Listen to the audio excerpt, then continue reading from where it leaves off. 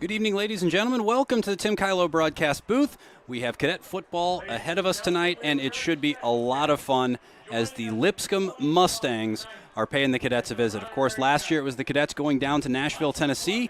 Great showing from CBC last year. Lipscomb is eager for revenge. Rough start to their season. You know they're looking for a bounce-back performance tonight, and we can't wait to watch this game. My name is Tom Eichwald. Alongside me, Coach Chris Maris. Chris, coming into this game, some thoughts on CBC's season and how they're poised tonight ahead of a big matchup? Well, I mean, they've had a great start to their year, minus the hiccup against Bryant, a great opponent out of Arkansas, number one team in Arkansas, and came up here and kind of punched us in the mouth. We've played very, very good football, and this will be another great test against a team with lots of talent.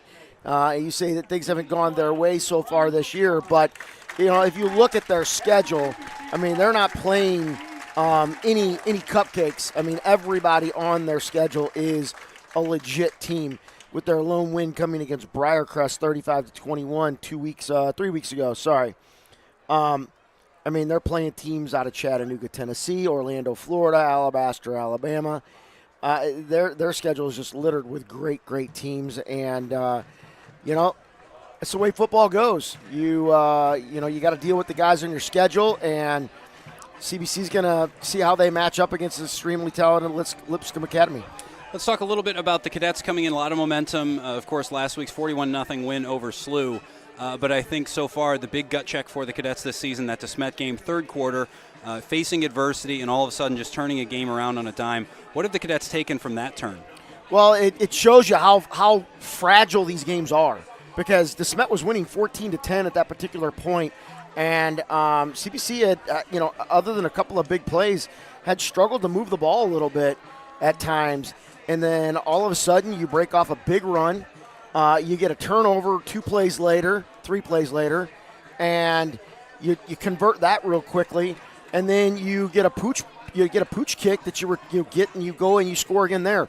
You scored 21 points in a minute 40 span, and I think a lot of people, see scores and they think the team just got dominated, and really that's not the case in high school football anymore.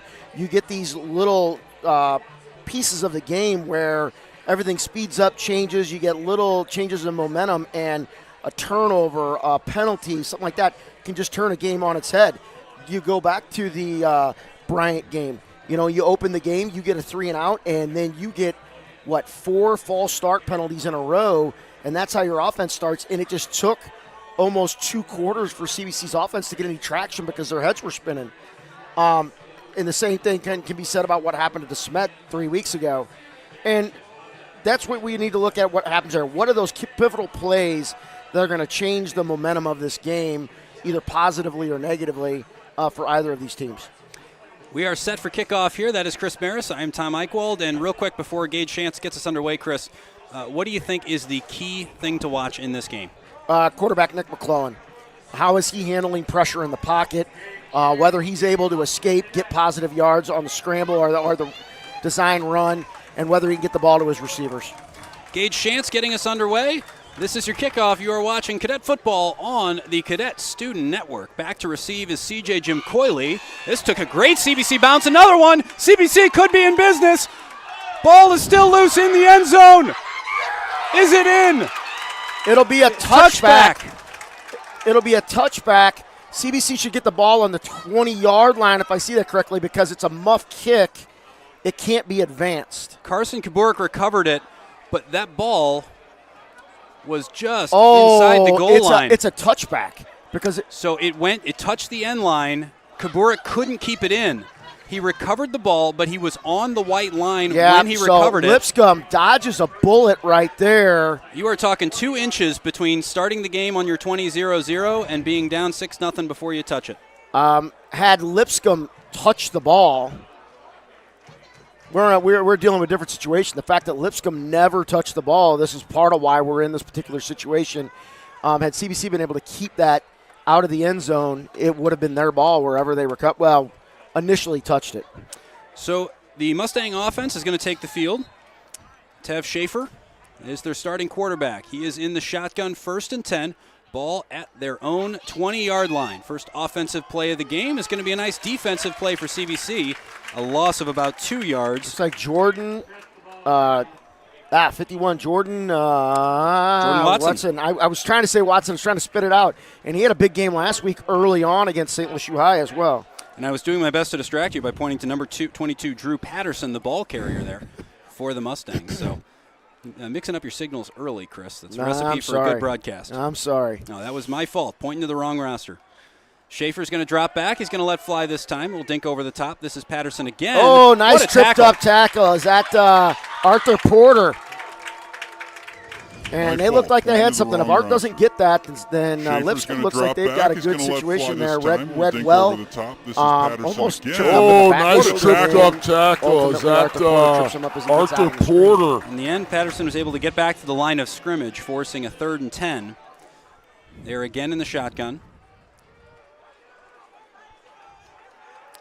One clap. CBC looks like they're going to bring some pressure off of the left side of the offensive line. They do. And that is fired across the middle. Great catch, great pass. They're going to give him the first down.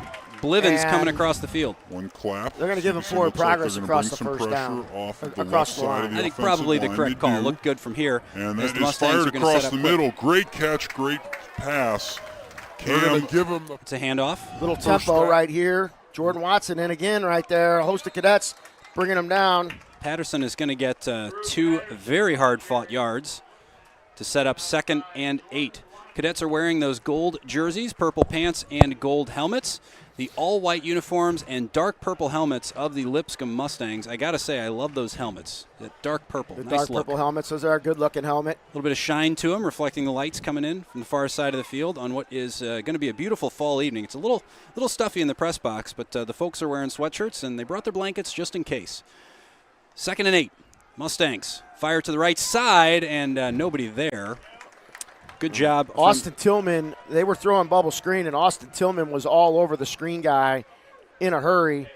Had he had his head up, not just going after the guy, he probably had a shot at picking that ball off the way that it went. It's just kind of an awkward play. It almost looked like Tillman was the intended receiver, the way he positioned himself. It did. He attacked that in a hurry. Travis Wakefield had to play defense just to try to get that. I think he was the intended receiver, was Wakefield. Got to wonder whether they've got some sort of gimmick that comes off of that where they go over the top of that because you jump it. 3rd and 8.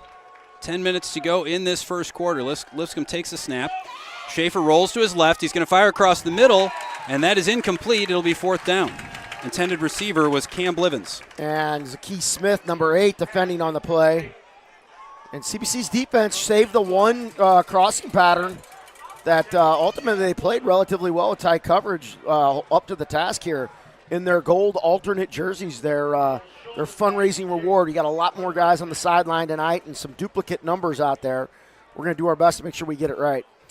Cole Mundy, the freshman, back to return this punt. No, that's Jaden. That's Jaden. Oh, Jaden Reed. I was going to say. Freshman returning, that's pretty impressive. No. 2 19s on the roster tonight. I'm going to help you with that because there are some duplicates out there. Wait a second. So this is Jaden Reed. He's going to let it bounce and then run away from it. It'll be down at the CBC 30.5-yard line. Good job by CJ Jim Coyley to get downfield and down that. Good job by Jaden Reed to get away from it. Cadet fans, are you protected? Call State Farm agent and CBC alum Tim Kylo for all your insurance needs. Tim is more than just the best insurance guy in town. He's our presenting sponsor, and we're incredibly grateful for his support. Call Tim at 314-842-4442 or send him an email, tim@timkylo, that is KILO.com. First look at CBC's offense as McClellan is back to receive this snap. A.J. Johnson starting at running back tonight. It's a handoff underneath. Vic Williams around the corner. A little end around. Vic Williams lined up at the wing on the right side. A little wrinkle here we haven't seen from CBC where they kind of ran a little off-tackle play or a sweep play instead of running in motion, just giving it to Vic Williams, and he's playing in the slot a little bit tonight. Couldn't get to the corner, and it's going to be 2nd and 12, and now 1st and 10.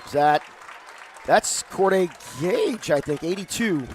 82, that is Corday Gage with the reception and the first down. So some different names here to start the game, getting the ball here. 1st and 10 from the CBC 34. It's a keeper. McClellan around the left. He's still going. Watch his speed. What a great tackle that was. We haven't seen a lot of that.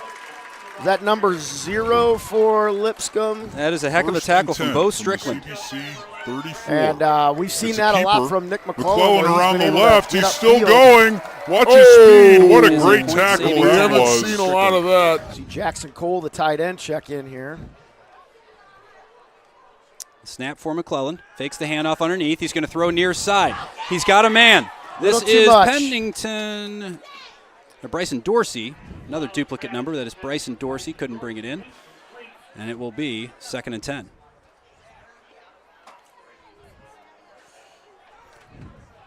Ball on the 36-yard line. If you were CBC, after that first down, decided to take a shot. Can't complain about that. Been getting some good yardage. Took a crack at it right there. If you're just joining us, this is CBC's first possession of the game. They kicked off to the Mustangs, forced a punt. They took over on their own 30-yard line. Vic Williams got about 3 yards on that play. We'll Not a call it whole 3. lot going on in the middle there. Corday Gage checks back in, and a couple of tight ends check out. Yeah, we'll call it 3rd and 7. McClellan's going to take the snap. All alone in the backfield. He's got pressure coming from both sides, and he's going to go down. Hunter Brandt got in there and brought down McClellan. He was he pulled that ball down quick. Pressure came very, very quickly there, and looks like CBC's going to punt. And you did say, Chris, that one of the key plot lines and the key plot line was going to be Nick McClellan dealing with that pressure as the punt team comes on. Conservative game plan here from Coach Finkel. I have a feeling had they been 4th and 5 or something like that, they might have gone for it. We're 4th and 13. There's the punt. Good one, end over end. Corday Gage with a good kick, and that is a bold strategy to grab that one. Bo Strickland pulled it in and went right to ground at the 9-yard line where the Mustangs will take over. So CBC content to play a little field position early in this game as each team kind of feels each other out. CBC had some good offensive plays there, but couldn't convert on the long pass play to Dorsey. Got stuffed on a couple of runs. And then Nick McClellan getting sacked. So 7:42 on the clock, 0-0 game between the Lipscomb Mustangs and the CBC Cadets. We have a quick timeout on the field as the referee Travis Blankenship goes over to talk to Assistant Athletic Director Scott Brown. There is a drone flying over the field. That's coming from over on the Lipscomb sideline. I saw it fly over there, and I guess they may have different rules in their state about being able to fly drones in order to do their videoing. But in Missouri, you cannot use a drone over the field of play. Issue's been sorted out, and our referee blows the whistle. We are rolling again. 1st and 10 from their own 9-yard line. It's a quick handoff underneath. This is trouble. This is trouble. Patterson almost gets around. He's going to get all the way out to the 30 before being brought down by A.J. Matthews. A.J. Matthews with a good tackle right there. Off tackle play right there. Managed to kick out the contain guy far enough and seal those inside linebackers who couldn't scrape over the top. Drew Patterson, the senior running back. And he wasn't going nowhere there. Not going anywhere. Jordan Watson again, and J.P. Metzler met him in the backfield very quickly. 7 minutes 20 to go. This is going to be a 2nd and 10. Forward progress got him to the line of scrimmage. Change of personnel as the Mustangs bring on Travis Wakefield, the junior tight end. And a matchup both these teams I'm sure have been looking forward to. Always love when you get these out-of-state powerhouses coming in. Just such a great test for these teams. Snap to Schaefer. Patterson around the left. Gets Got through about the first, 5. Yeah, gets through the first level and picks up about 5 yards. So that stretch into that pitch into the boundary brings up a 3rd down. The drone is back flying. Looks like it's working its way around the perimeter of the field. And we get a whistle. There's a flag. I wonder if that is going to be a flag for the drone. They're calling encroachment on CBC. That shouldn't be enough for a 1st down, but it's going to be really, really close. It'll be just short, so it'll bring up 3rd and 1. And the drone has disappeared from sight, so I guess it's within the guidelines at this point. Well, it's CBC having some trouble with some personnel here. Trying to get some heavy personnel in here on this third and a legit yard here. And a flag from the near side. That delay a game. False start. Yep. So the Mustangs will back up. CBC gets away with one there. And we'll be right back where we were. With about a 3rd and 5. We're bouncing back and forth. 5 here, 5 there. 3rd and 5.5, we'll say. We look forward to bringing you the rest of this one. You want to stick around right at the end of the first half.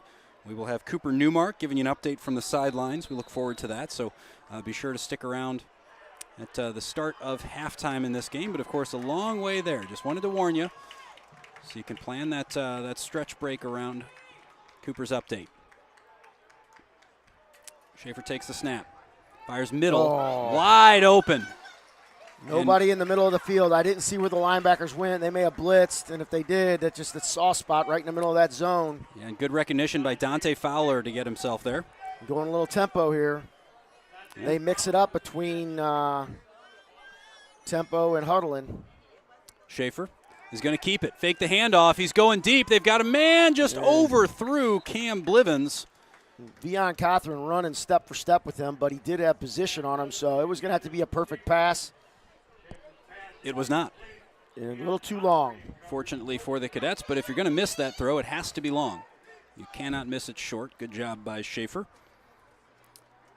There's received an offer from Troy, we understand, so a senior who's looking to play at the next level. By all appearances early on, has the ability to. Seen a couple nice throws from him. A lot of trust in the ability to read the run versus pass, give him the option. That's what you want to see from your senior quarterback. Schaefer tosses it underneath. This is Strickland around the right. Great hit. Right there, Zaki Smith, the senior safety. One of the leaders on that defense came flying up from his free safety spot. Ran the alley well as CBC took on all the other blockers here. That forces a 3rd and 11 for the Mustangs as the Cadets would love to take over. So far, this is the second possession for Lipscomb. 1 punt apiece for each of these teams, so CBC would love to make it 2 for the Mustangs. They're getting their plays called. They've got the signboards with the logos on them to call in their packages. And now Schaefer. He's got pressure from the backside and Abram, but he steps up into the pocket. Oh, good throw. Great catch. Beautiful throw. Beautiful catch. Great coverage. I think that was Austin Tillman in the coverage maybe. Or is that, no, Jameer Sims, 17. He was all over him. He threw a dime right there. Heck of a catch from Blivens. The men draped all over him and just pulls it in. Strong hands. Now Patterson follows that one up with a good pickup of about 5 to make it 2nd and short. You can hear Tom Murray, public address announcer, with the credit of J.P. Metzler with the tackle. More about Tom in a second. Schaefer, all kinds of pressure, and that is going to be overthrown. Oh, he had a man, too. He did have a man. He had a little bit of time before Arthur Porter was right in his face. Good job by Arthur. We had guys in his face, but we also had guys chasing the running back who didn't have the ball. Good job by Porter in that spy position to keep an eye on Schaefer. I've got to believe, depending on the kicking situation of Lipscomb, this is 2-down territory for them. 3rd, and they're calling it 6. Big opportunity for the Cadets to get a hold. Man in motion. Schaefer has Patterson to his left in the shotgun. Claps, receives the ball. A little bit of a low snap. Nope. 10 for 80, was it 80 or 88? Yep, T.J. Briggs, senior tight end, couldn't get his head around in time. 4th down, looks like they are going to go for it. One of the things, the benefits of playing the kind of teams in the area or even in the state, the STL High School Sports website will give you all kinds of stats on them so you can kind of look up the kicking game ahead of time. Not a luxury we have when you face out-of-state competition, but would be a heck of a kick. They're going to go for it instead. This is a 4th down, folks. 4th and 6 for the Mustangs. Patterson switches to the right side of Schaefer. Receives the ball. He's under pressure. He's Steps down. away. He's down.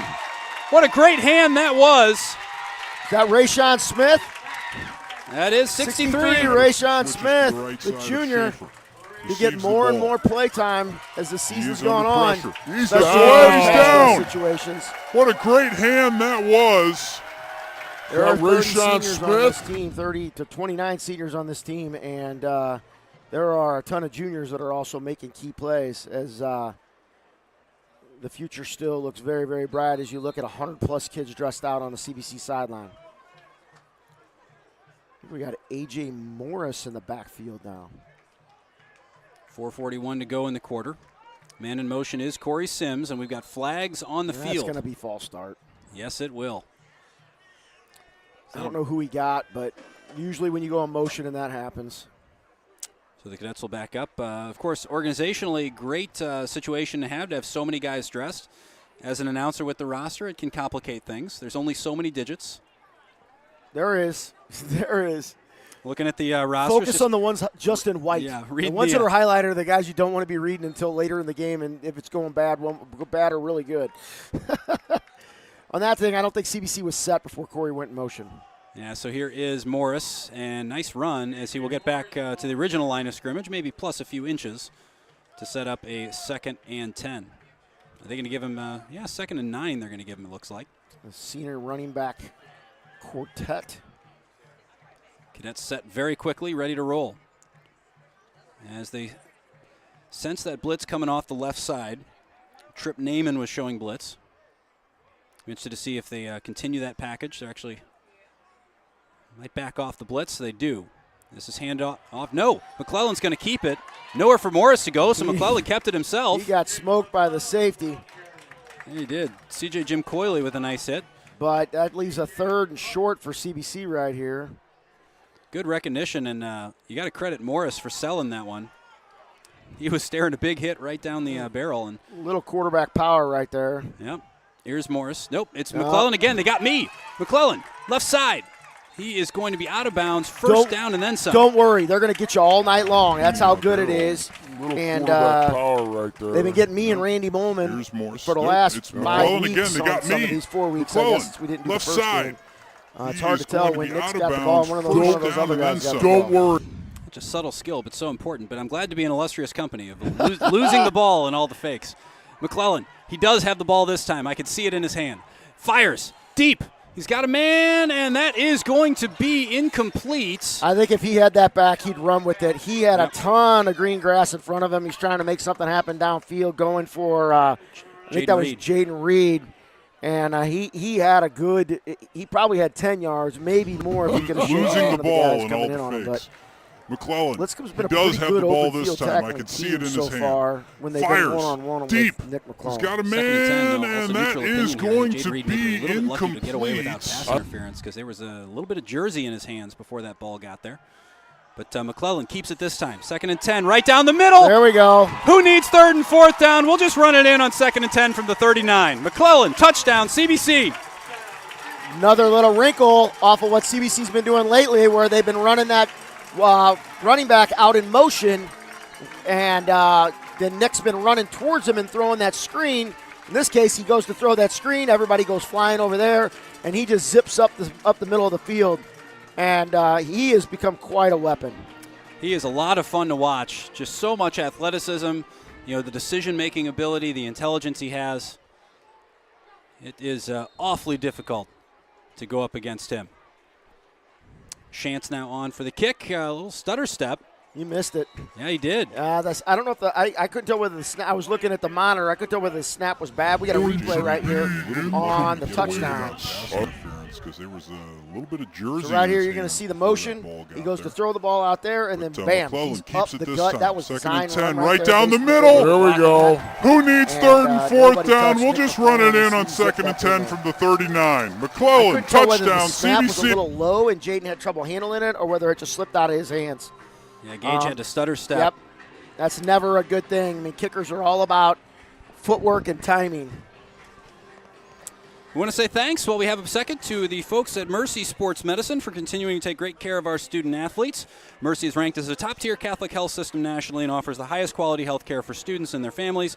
To learn more, visit www.mercy.net. I like a challenge, Chris. I could get one more in because we want to thank our friends at Athletic Republic Performance Sports Training for their support of the Cadet Student Network. If your son or daughter or you are interested in elite training, call CBC alum Charlie McDaniel and the team at Athletic Republic to schedule a free session. Call 314-432-6103 to reserve your free session today. We're pretty partial to that Mercy group. They helped get my younger son back on the field. Still not able to throw, but he's able to do a lot of the other stuff he wants to do, and they've been great. Chance will get us underway. The drone is back, Chris. That's going to be a false start. That's going to be offsides. It will be. Be interested to see the clarification on the drone rule because the drone is still flying. Well, I think they were over the field. I can't see it from my vantage point. Awfully if close. They're off the edge of the field, that may be legal.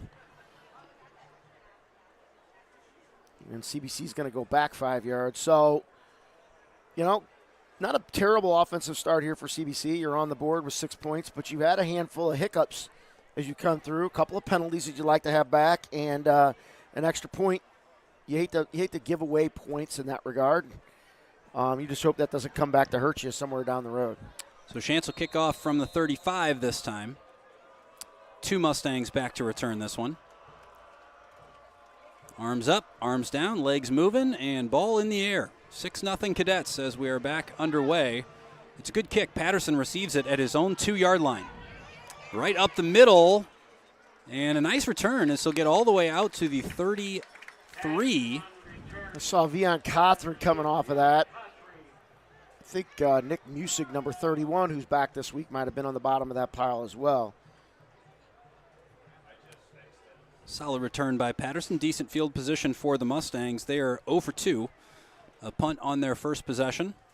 And a turnover on downs on a 4th down sack by Rayshon Smith. Last time they had the ball, but clean set of downs, new possession. Let's see what they can do. They have been dangerous. Schaefer's going to take. He's got Patterson next to him, but he's going to sling it over to the right side. And that is going to be a gain of about 5. Saw Jameer Sims out there. I think Austin Tillman was in on that. A bunch of other cadets flying over there. Brandon Clark coming in on late on that one. They got 5 yards on it, and it looked like it was that one that got messed up, but he managed to get. They managed to get a piece of that guy attacking that screen guy this time, where they didn't last time when Austin Tillman was all over it. For those keeping track at home, that was Lex Baskin, the sophomore wide receiver, I believe, with a 5-yard pickup. Schaefer is going to drop back.'s got time in the middle of the pocket. Steps up.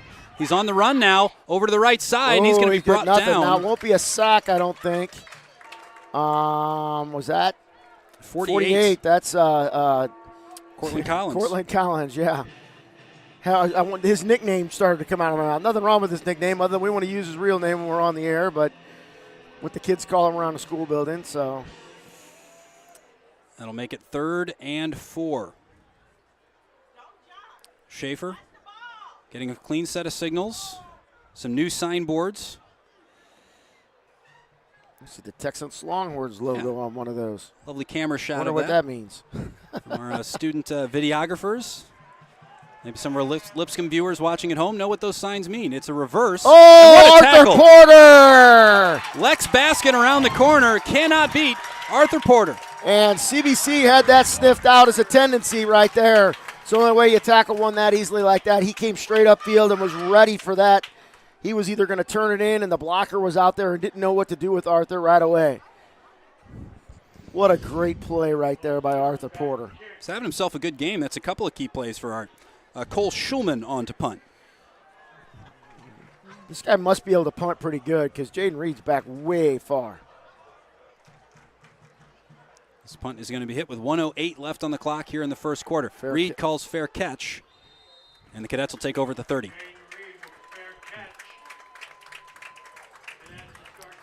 1 minute, 4 seconds left in this first quarter. We told you how to get in shape with Athletic Republic, but of course, good workout. You need a good meal after that. You know where you can go for that, Chris? Chick-fil-A. Chick-fil-A, baby. We are proud to have Chick-fil-A as the official chicken sandwich of the Cadet Student Network. We do recommend those after your workout at Athletic Republic, not before. The delicious Chick-fil-A sandwiches are available in CBC's concession stand, so get one next time you're on campus. You can also download the Chick-fil-A app to get exclusive rewards or to order ahead for curbside pickup. Be sure to visit our favorite location on Manchester, just east of Ballast. They're our favorite pregame meal. They should be yours, too. Thank you, Chick-fil-A. McClellan takes the snap, looks over to the near side. He's going to keep it, cuts back inside, and he'll pick up about 6 or 7. Nice run by Nick. So we're coming down to the end of the first quarter. I got to give a huge shout-out to former cadet Matt Brown, son of Scott Brown, who is listening tonight. He's the head baseball coach at Parkway South, but we don't hold that against him. No, we don't. Because he's one of our own. He chose his father well as well. Oh, nothing there. Yeah. Stumped. Loss of a yard, maybe. Yeah. Courtney Rivers with his first carry. The interior part of the offensive line got pushed back. Looks like the sign has not moved, so this is going to be a 3rd and 3. They will run this play, it looks like, as the quarter is winding down. McClellan's going to take this snap with 14 to go. Fire. Cross the middle. Sims with a catch. First down right there. Corey Sims had to leap out of his shoes almost to get that one, and Kevin he Whalen needed every part of that 6'3" frame that probably has about a 7-foot wingspan. Kevin Whalen, the goalkeeping coach for the varsity soccer team, would be very pleased with that one. That was textbook, folks. Dive to the left, get both hands behind it, lead down to the ground. Bring Corey in to be your penalty kick goalie. Yeah, great hands from Corey. So that is going to do it for the first quarter as we end the quarter 6-0. Make my note in my game summary. So 6-0 your score at the end of the first. The Cadets still have the ball. They are at their own 44-yard line. Summary of the first quarter, Lipscomb got the kick. They punted. CBC got the ball, returned the favor. Then it was a turnover on downs, big sack by Rayshawn Smith that set CBC up for a possession that was capped off with a 39-yard touchdown run by Nick McClellan with 3:16 to go. There was a botch on either the snap or hold. We're not sure on the extra point. That was no good. We are at 6-0. Lipscomb punted, and CBC will take over at the start of the second quarter. Any thoughts so far as we're a quarter of the way through proceedings, Chris? I mean, this is a physical game. These teams are still kind of feeling their way out. I just got very much a DeSmet vibe on this right now, and in terms of just the push and pull that's happening here as each team tries to figure out what's going to work. CBC's obviously had a little bit better of the play here in terms of their offense, but it's been Nick McClellan having to make a lot of that happen. It's not like CBC's offensive line is driving these guys out of there. I mean, they are stout in the middle of this defensive line. The Cadets switched around, are now going right to left across your screen, wearing the gold helmets, gold jerseys, and purple pants. The Lipscomb Mustangs are trying to stop him, wearing those all-white uniforms and dark purple helmets. That is Chris Maris. I am Tom Eichwald. You are watching the Cadet Student Network as we get underway in the second quarter. Handoff around the near side. This is Rivers. He is going to get a gain of about 4. That will set up a 2nd and 6. Just shows you how close, how fast things are closing down. I mean, it looked like Courtney had a lot more than what he got, and the Lipscomb defense was just flying to the ball after the initial push. Shout out to Cole McKee, who's at Illinois College playing football. 2024 grad. Another handoff. This is Rivers trying to get around the corner on the left. He's going to get to the line of scrimmage, but not a whole lot more. He lost a yard. Yes, and they were all, I think that was a zone read type of play, and they had both of it covered. Rivers managed to get the edge, but couldn't turn it upfield. Do you want to say hi to Cole? Of course, one of our favorite things on CSN is all the alums, the players and students that we've watched come through, tuning in, staying tuned into their alma mater. That'll help. I bet Cole's happy about that one as Chris Thompson comes across the line a little too early. Well, with the way CBC runs their offense, that's just something that, we go on that first sound, that first count. And so teams start timing that up, and then so you go into this pause, freeze game, whatever you want to call it, to try to get them to jump off sides as opposed to having multiple cadence. McClellan's going to signals crossed. That's twice now. The teams have swapped yardage on offsides and false starts. That's a situation I wonder if they actually had a play called and they were going on 2, but Somebody went on the clap. yeah, that was 56, I thought. Warren Hardy. Yeah, Warren Hardy. He looked pretty frustrated after that play, like maybe something else was supposed to be happening there. McClellan, pressure from the sides. That is a loose ball, is tipped, and it will be an incomplete pass. Good pressure from Amir Leonard Jean Charles. So CBC will have to punt. So that penalty's a big swing. You know, those 2 penalties, it looked like CBC was going to have a 3rd and short, which really opens up your playbook to lots of options. And you get back to 3rd and long, you pretty much got to drop back and throw or have some sort of little wrinkle, and they got a hand on the ball before Nick could get it downfield. Gage will punt it away to Bo Strickland. And good end-over-end punt. Strickland brings it in. He receives it at the 21. There's They just flags. blocked Vion Cothran right in the back, right in front of the official. And all that guy had to do was just stand there. Vion was not in position to make the play. All he had to do was stand there because that guy was between Vion and the ball carrier and not do anything. Vion had to turn back to him. And this is symptomatic of all special teams. So often you just don't need to lay hands on a guy, and you're trying to give an extra thing, and now you're going to back yourself up. I'm not disappointed for CBC's point of view. It's more just an issue with how things happen on special teams. You see it in the NFL, at college, and high school, youth football. Just can't lay off hitting people in the back. You get out in the open field, things start happening. Running all which ways. 11:06 remaining as Lipscomb will take over possession. This ball is marked at. Let's see where they set it down. They're going to nestle it down nice and cozy right on the Lipscomb 15-yard line. So that is where the Mustangs will take over. Their offense has shown flashes, haven't really been able to put much together. Been a couple of shoestring tackles by CBC in order to keep them from breaking something big. I have a feeling something's coming from him.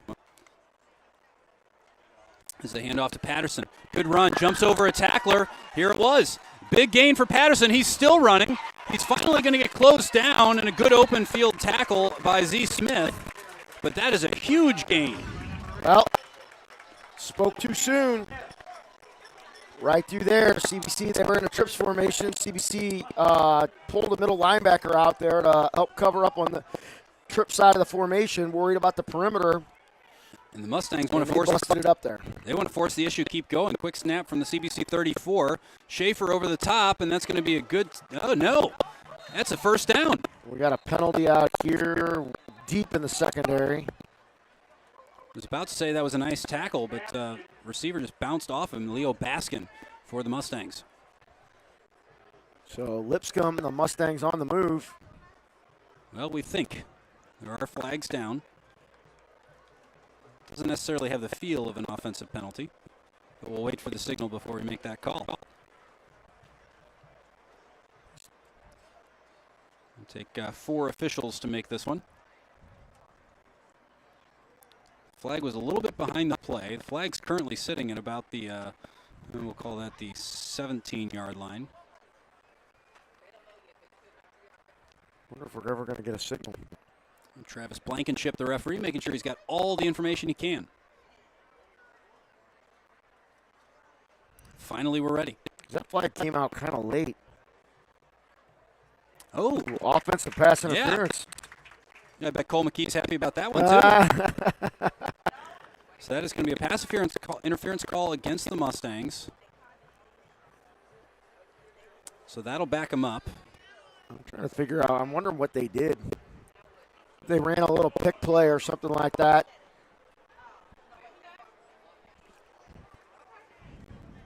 Coach Pingle getting an explanation.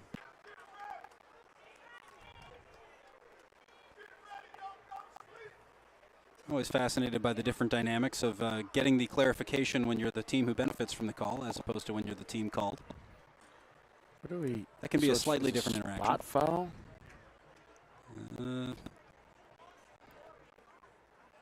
From the line of I thought that was going to be from the line of scrimmage. Looking like it will be. Yeah, and it should that's be where 15 from the line of scrimmage. where they're walking it off from, and this is going to be a long set of downs. Monstrous penalty, but it's still first down.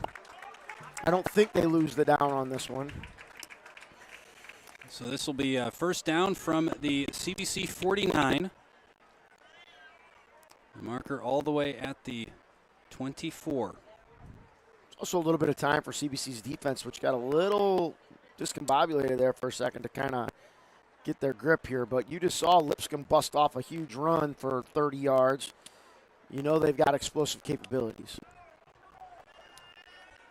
A bit of a long stoppage here. Finally, we're ready to play again as Lipscomb lines up. Referee is ready, whistle blows, and we're back underway. 10:40 to go in the first half. Lipscomb looking to respond to a first quarter touchdown from CBC. That's pulled in by Strickland. Good move, another good move. He's not going to beat them all, but he's going to pick up quite a bit of yardage. Going to get about 7 or 8 on that, and almost had nothing. Almost lost yardage. The sheer athleticism from Bo Strickland. He stepped out of that. Cortland Collins credited with the tackle.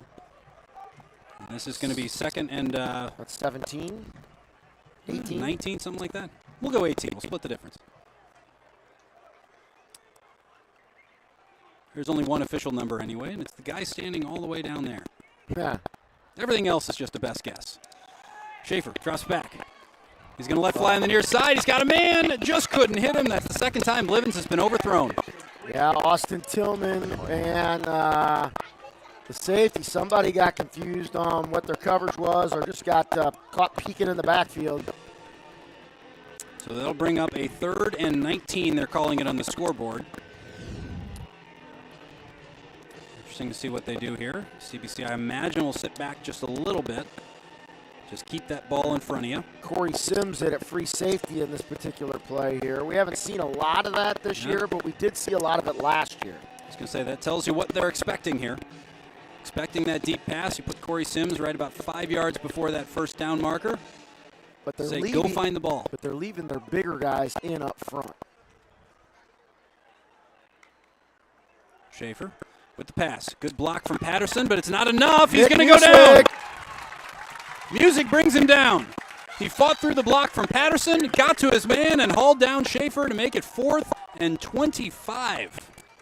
A couple weeks ago, Nick came out of the game with a bump shoulder, sat out last week. And I think he may have sat out against the Smet. I don't remember which game. I think it might have been against Chaminade where he ended up getting hurt. But back this week, glad to see the senior back in the game. Jaden Reed back to return this punt. He's standing at his own 10-yard line. And he's going to let it go over his head. Takes a friendly CBC bounce. It's good downfield coverage from the Mustangs. But he came up and acted like he was going to catch it, and those guys converged on him because they don't know where the ball's going, and it kicked over in the end zone. That's a best-case scenario right there for CBC in that situation. It's Dante Fowler and Carter Kilberg getting down there for the Mustangs. Let's see, we got a second. We can tell you that BSN Sports is the official apparel provider of Cadet Athletics. They keep, along with Under Armour, they keep our players and coaches looking good on the field. They can help you look even better than you already do. And keep your eye out for the CBC online team stores or shop anytime at bsnsports.com. 9:39 to go in this first half as the Cadets take back over. Another punt from Lipscomb. Is their 3rd of the game to go along with a turnover on downs. And now a timeout being taken Some by sort CBC. of confusion out there. Nick McClellan got frustrated with Jaden Reed about going in motion. I think it was Jaden Reed or somebody going in motion. And the play clock was running down. Coach Pingle called the timeout. So they're going to get that sorted out. You've heard us ask you if you are protected. We are happy to tell you all about the great work that Tim Kylo does. You've heard us mention him before. All he wants to do, folks, is save you money. If you have anything that can be insured, that's a home, a life, a boat, car, anything, motorcycle. If it can be insured, Tim is our guy. He should be yours too. He has helped several members of the CBC community save hundreds or even thousands of dollars per year by switching to State Farm. He's our guy. Give him a call, 314-842-4442, or send him an email, tim@timkylo, that is KILO.com. We told you at the start of the broadcast that the PA announcements you might be picking up in our mics, Mr. Tom Murray, the legend, is back to direct Elf coming up in December. Elf the musical, folks. It will be a ton of fun. I was just talking to Tom before the broadcast. They started kind of the early auditions for some of the younger kids' roles that are going to be in the show, and it is going to be a lot of fun. So mark your calendars. Got Elf coming up in December. More information at www.cbchs.org. And thanks to Tom for all he has done for the CBC community over the years. Just a staple of this CBC family. There's a gain of about 3 from Vic Williams. It's going to make it 2nd and 7. And CBC's trying to push the middle there, and I think had Vic had his vision a little bit to his left, he had a little bit of a seam he might have been able to hop through and gotten a few more yards. I don't think he was going to break one along, but he might have been able to get a little bit more green grass in front of him, but good positive yardage. 2 running backs in there. Looks like Johnson and couldn't see who the other one was, but they're going to go long anyway. It's Sims. He's going to bring it down at the 40. Little play action right there. And Sims gets down the middle of the field behind the secondary. This is exactly what he is out there to do, right over the middle of the field. He was double teamed, still came down with the ball. Good throw by McClellan, too. CBC ready to roll. 1st and 10. It's a swing over to Sims. Here he is in the open field. Still on his feet, and he's going to get close to the 1st down out of nowhere. That's going to be a gain of looks like 7. Little screen pass right there. Very difficult to see the hash marks up here, so basically you go with your best guess. Looks about 7/10 of the way to that second marker. I'm always looking at the gap between the end marker and the stick and, Yep. and the down marker.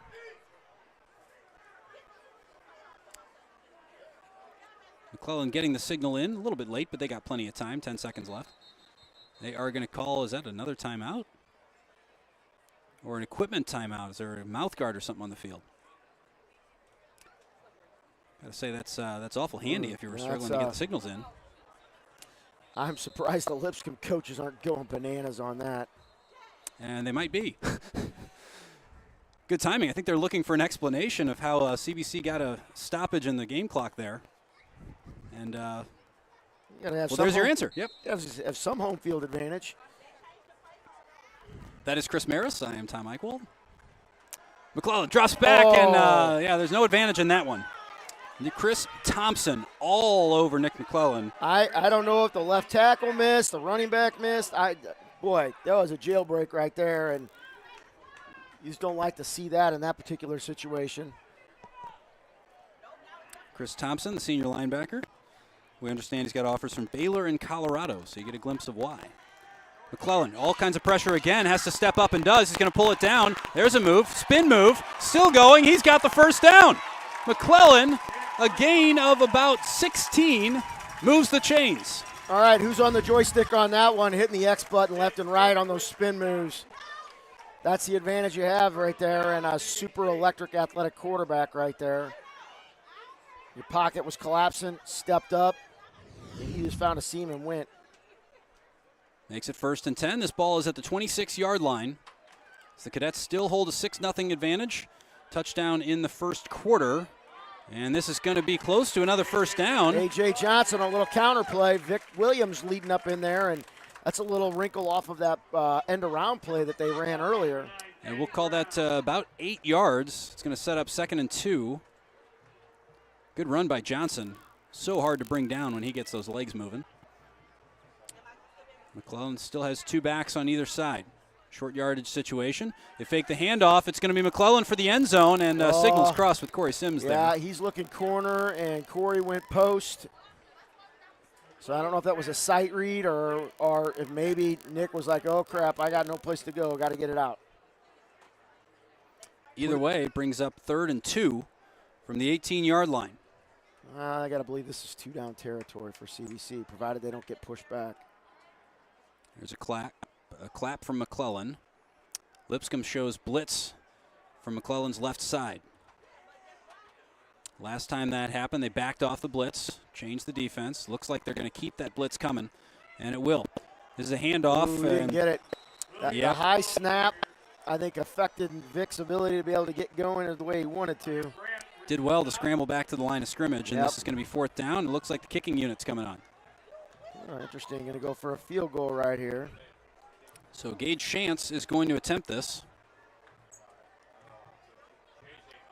If he can make this, let's see, sets that tee down at the 26, so this would be a 36-yard field goal attempt.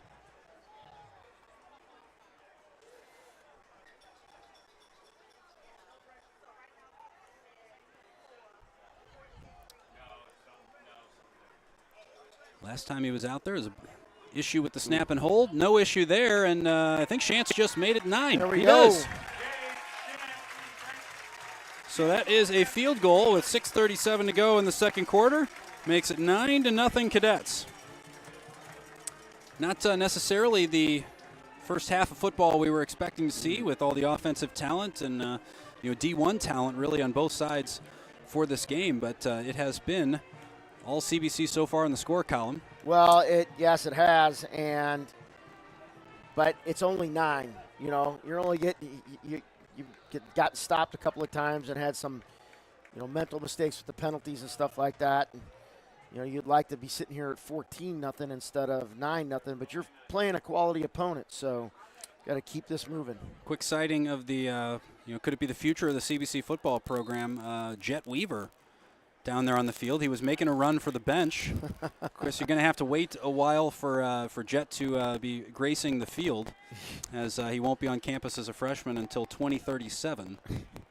He's got a ways to go.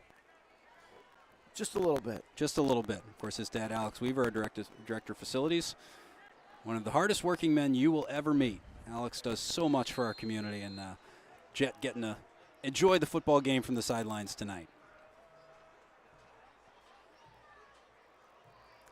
Chance is going to get us underway again. 6:37 remaining in this first half. Tom Eichwald and Chris Maris bringing you Cadet football as the Cadets take on the Lipscomb Mustangs out of Tennessee. This is a problem.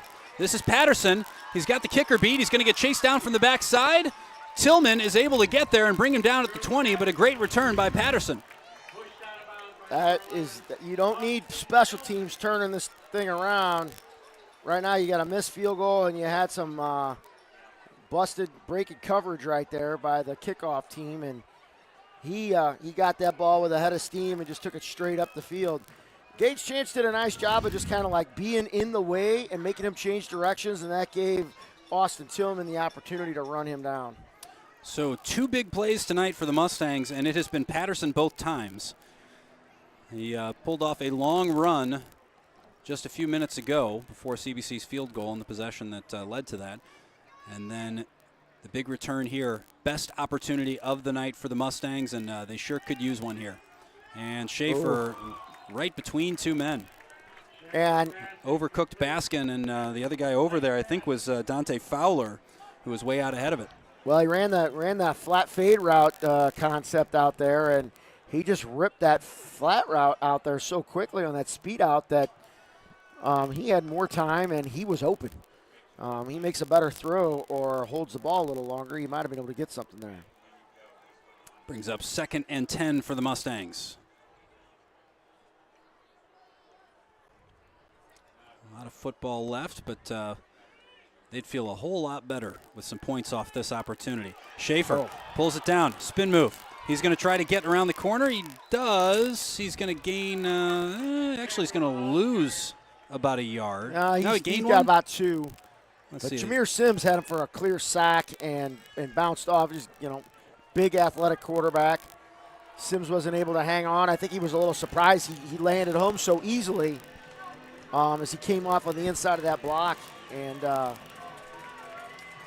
still like a 3rd and long situation right here for the Cadets in this situation, but could have had it 3rd and a lot longer. They did give him 2, so 3rd and 8 the situation. Best field position of the night for the Mustangs. Boy, this would just be so frustrating if they couldn't convert something here. And that is going to be a flag. Could they get a gift? That's way back in the backfield. Delay a game. Oh. They just waited a little too long to get the ball off. You know, this has to be agonizing for the Mustangs because, you know, every time they've had something happen, you know, they had the long run from Patterson and then a pass interference moved the ball back. Here you have great field position and then you get backed up into a 3rd and, 14 situation, 3rd and 15. It's 3rd and 13 would be the math. Rule number 1 of broadcasting, folks, never do live math on the air. Just broke my own rule there. Break out the calculator. Break out the calculator. Schaefer underneath. And this is going to be a completion.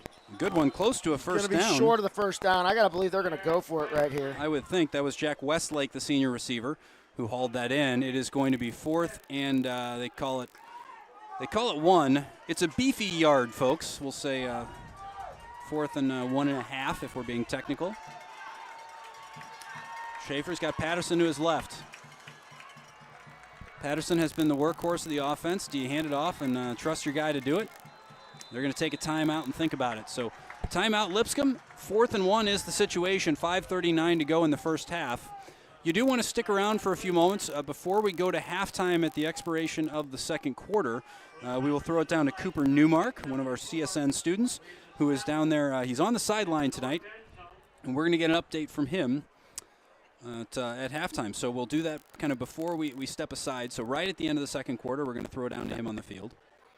And we look forward to hearing what he has to say for us. Another note, as we had an honorary captain tonight. I thought it was who I thought it was, and my eyes weren't deceiving me. It was Coach Mike McCormick. Well, this weekend is the class of 1974's reunion. They're going to be honoring them at halftime. Lots of great guys have come out of that particular class, and last weekend with alumni weekend and homecoming and the Hall of Fame dinner and enshrinement. So lots of alumni activity. So congratulations to Mike Mack, and you know he's watching here, 4th and 1. They do hand off to Patterson, and he's across. That is going to be a first down. Big run by Patterson.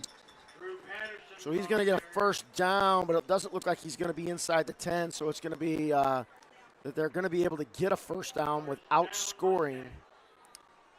It's 1st and 10 at the CBC 11. So they bounce back.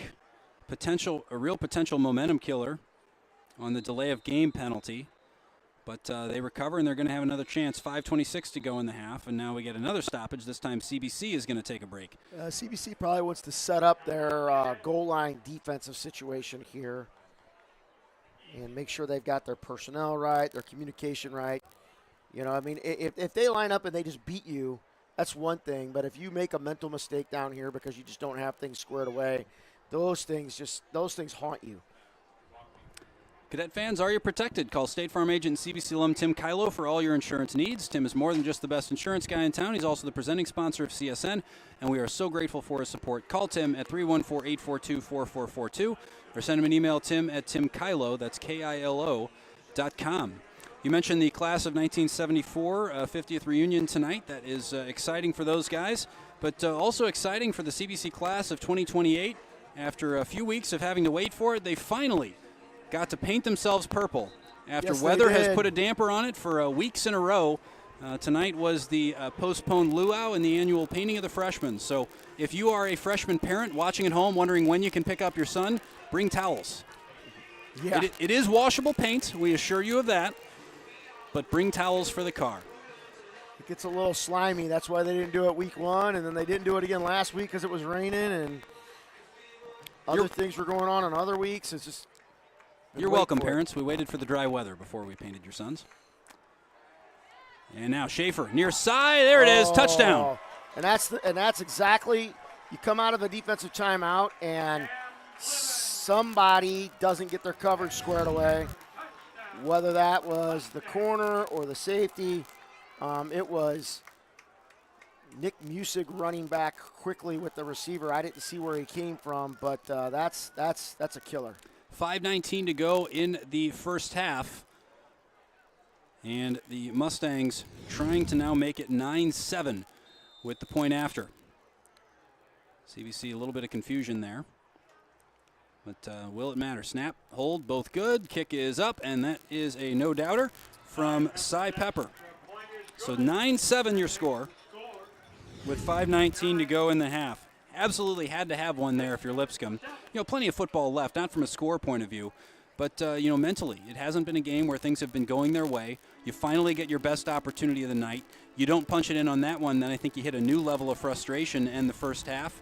CBC could potentially have gone down the field. They would have had plenty of time for a good drive. So a good kind of reassuring moment there for you Mustang fans watching from down in Nashville as they make it 9-7. And you look at the scores of their game. They only got 3 points last week against Ensworth. Or I guess 2 weeks ago. I'm sorry, they were on a bye last week. 7 against Baylor. They did score 35 against Briarcrest, but then 21 against Thompson and 23 against the First Academy out of Orlando, Florida.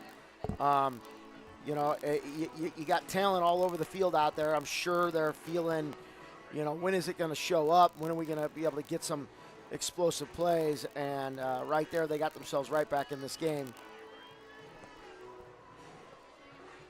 It is Williams and Morris back to return for CBC. As Cy Pepper, the senior kicker, will put this back in play. 9-7 your score. I want to thank Randy Gardner for all the work he does to make this broadcast possible. We got Logan Torrance, Jack Pendleton, and Braden Spikagi bringing you the pictures. So I want to thank them as well. Short kick this time. And that is not going to be fielded initially. Got to get a fair catch up on that. You got to get a fair catch single up there and come up underneath there comfortably. Yeah, Cortland. As soon as that guy was approaching the ball, you knew the way he was approaching it. You knew something different was happening. You needed to have your feet moving ready to go because he did not approach it the way he approached the like I say, didn't kick off to us. We kicked off to them, so we hadn't seen that yet. But that was unorthodox the way he approached the ball. It was Cortland Collins, the unlucky guy, not expecting that one. Came down, couldn't bring it in the first go, but pounces on it right away. So good recovery from Cortland. Make sure CBC gets the possession. McClellan is going to take. He's going to hand it off. And this is a good move by Morris. Still Morris. He's across midfield. He's going to get all the way to the 35. Look at that. A.J. Morris carrying the ball nice, high, and tight. Got through there and just kept shifting his way through, breaking tackles, and kept going. Big, big play for CBC. And CBC moving as quickly as they can. You actually see McClellan watching the chain gang, see if they were set. Little jump cut right there. Got another 4 yards on that one and almost more. They don't get him around the ankles. 2nd and 6. That was Morris again on the carry. But you could see McClellan was watching the chains. As soon as they were set, he wanted to roll. As the Cadets are feeling it. 4:42 to go in the half. Near side. That's a good strike to Dorsey. Oh. He's around almost away. Nice tackle by, I think that was Strickland. Strickland. And he doesn't get that. Dorsey's in the end zone. I thought he was gone. Well, he just couldn't quite get the full speed fast enough. Good cut right there. Does give a clean set of downs. This ball is on the 17-yard line or so, and we have a flag. They're pointing it on Lipscomb is what our kids are doing. Yep. I didn't see the signal. I just saw him point that way. I was looking at the kid coming in. It was offsides. Oh, okay. So somebody was lined up offside, and that's going to be a gift for CBC. 4:27 to go in the half, and the Cadets have the ball 1st and short. CBC putting the pressure on Lipscomb right here, right after the Lipscomb score. It was on the 13-yard line. McClellan pulls it under, and he's gone. So I think they call that 14 yards. So a 14-yard touchdown run. Boy, he jumped up there in a hurry and was just gone. So McClellan, quick answer after giving away the touchdown to Blivens. And it was just that slight hesitation, receives the ball, waits about a half count, and then takes off right down the middle, and nobody was touching him. Well, you saw good balance from CBC on that particular series. You got the big run, a couple of runs right there from Morris, the quick pass right there to Dorsey, and you had Lipscomb on their heels, and Nick McClellan dropped back, looks like he might throw the ball, and then he zips up underneath there because you get them pinning their ears back. Here we go. We got replay for you, folks.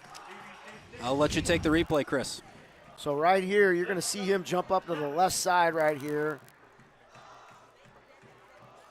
A great pickup right there by the running back. He got bucked back, but just enough to keep him from being able to close it in. And your left tackle, Bryce Jones, and your left guard, Landon Brown, opened that up. Center was able to get up on the linebacker, and nothing going right there. Nick McClellan into the end zone. So 2 touchdowns for the Cadets, both of them rushing touchdowns from Nick McClellan. The first was in the first quarter, 39 yards. Second, a 14-yard touchdown run. These are unofficial numbers, of course. They're keeping the official numbers next door. Well, we got one more game to play, but I sure feel like Nick McClellan has put his stamp on all-conference quarterback there. No disrespect to Dylan Duff, who's had a great year and is a great quarterback in his own right, but Nick has just been dynamic in just about every game we've played this year. Coming into this game, McClellan on the passing side of things was 54 for 85. That's a 63% completion percentage for 8 touchdowns and only 1 interception, 884 total passing yards coming into tonight. But that rushing number will blow you away. 42 attempts for 480 yards and 5 touchdowns, averaging 11 yards per run coming into tonight. I promise you that number has not gone down tonight. He stepped out of bounds. He did, and they were going to whistle it. He should have let it go out of bounds. That is a mental mistake. In 2 regards right there, he probably wanted to let that ball go to see whether it was going to kick towards the end zone or whether it was going to go out of bounds. That was no man's land. And then as he planted to get upfield, he stuck his foot out of bounds, and Lipscomb will have bad field position to start with. Oh, terrible. Bordering on terrible. 6-yard line on a kickoff return. That's not where you want to be. Yeah, it was Jack Westlake who caught the ball, put his foot out of bounds. Bad break for Lipscomb. And from their shortest field of the night, they now have their longest field of the night with 4:14 remaining on the clock. And that is batted down. Nick Nice Mustangs job. in on that one. He just volleyball spiked that. Nick, not playing volleyball anymore, but was a pretty good volleyball player early in his high school career, and he put those skills to good use. He's had a good game tonight so far, has Nick Music. That's going to make it 2nd and 10. Ball placed on the 5. There was absolutely nowhere for Schaefer to go with that ball. Just had to get rid of it, and actually credit to Schaefer for getting rid of that ball. This time it's handed off underneath. It's Pendleton again, and again, Pendleton causes problems. That's a first down. And I think you'd see them go to a little bit more heavy run more often, but they haven't been able to consistently break those. I might consider just going after that a little bit and just leaning on that, knowing that you're breaking them off at 10 yards periodically. Misspoke. That is Drew Patterson. Patterson, number 22. It's Patterson again. And he is close to another first down. Did he get it? Yeah, he's got it. Awfully close. He's They got move it. him. So 2 consecutive first down runs from Patterson. And the chains are moving. Lipscomb starting to settle into this game a little bit, feeling a little bit better about things, I'd imagine. There's a quick throw from Schaefer. This is another first down. This time it's caught up by Cam Blivens, and they're almost out to midfield. Well, Rayshawn Simmons came all the way back from his defensive tackle position to finish that up. We keep sliding off of some of these big receivers. Mustangs this time the ones wanting to move things as quickly as they can. Schaefer drops back, pressure from Porter. And Tillman's coming up on number 80. He knows he's going to have to bring the wood on that big boy. Number 80, twice as big as Austin Tillman on that. TJ Briggs, the intended receiver. I think you're right. I think Tillman was watching the man. I don't know. Would have been a tough play on that ball as that was moving pretty quick. Not sure he would have gotten there. This time Tillman matched up against Blivens over here on the near side. 3:18 remaining in the half. A little bit of a low snap. Schaefer does well with it. Under pressure, he lets fly it, and that's long. Schaefer did get hit. Rayshawn Simmons was coming in on that. Rayshawn Smith, I'm sorry, and J.P. Metzler, but they obviously felt like it was clean. And I feel like these refs have called a pretty balanced game so far. We had some weird calls last week, I don't know how you get called for a chop block on a turnover, but apparently the explanation I heard is that the official that called the penalty didn't see that there was a turnover and thought that was like on the regular part of the play, and the officials just didn't fix it. This is Schaefer. 3rd and 10. He's going to let fly again. Did he get it right this time? No. A.J. Matthews trying to get over the top, and he got there, but then I don't think he realized until the late he had a shot at that ball. Yeah, and it's been consistently overthrown from Schaefer. And after running the ball and getting some first downs, Lipscomb puts it in the air and kind of self-destructs. And you can tell, it's frustrating for Schaefer because it's just, that's 4 or 5 now where they've had a man downfield and just overcooked it. Well, here's the other thing about him is he's very athletic. I'm surprised they don't have some design run with him. He's had some lanes and has not really scrambled to try to get out of there. This is going to take a CBC-friendly bounce. It's going to go out of bounds, and CBC will take over on the 24. CBC has respected the running ability of Schaefer. You've seen them use a spy linebacker throughout the game. They have somebody constantly ready for him to take off. So that you could say that's his athleticism helping you out by freeing up a defender. But you're right, we haven't seen a whole lot of that dynamic movement from him. Cadets are going to take over on the 24, 1st and 10, 2:58 remaining in the first half. The Cadets did kick away to the Mustangs, so CBC will get the ball back at the start of the second half. So potential for 2 consecutive possessions here if you can work the clock right. Most importantly, you got to move the chains, though. McClellan takes the snap. He's going to roll to his left. Throws across body, and that is Dorsey who brings it down. Great catch by Bryson on the turn. Great short roll right there on that roll protection. He got it upfield to Dorsey, who just got him behind it. Great throw by Nick to just get it over and under. Over the corner and under the safety. Dorsey got to midfield. Ball is at the 50 for 1st and 10 here. Cadets not slowing down a bit. This is Rivers. He's through. He's through. He's all the way through. Touchdown, Courtney Rivers. CBC's found something in the running game here as one of the Mustangs down 13, a Leonard Jean Charles, you got that written down there. I just see LJC, so I'm even wearing my glasses now and I can't read this stuff. That's my handwriting for the win, folks. But a touchdown CBC, a 50-yard touchdown run by somebody not named Nick McClellan for the first time in the game.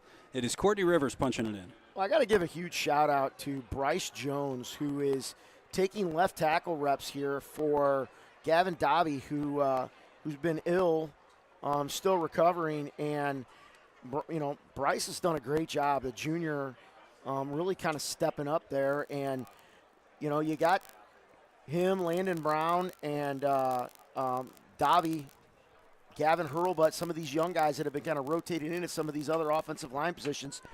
I'm always looking at what next year looks like, and I think you're going to have a really salty offensive line ready to go next year when these guys look to run it back.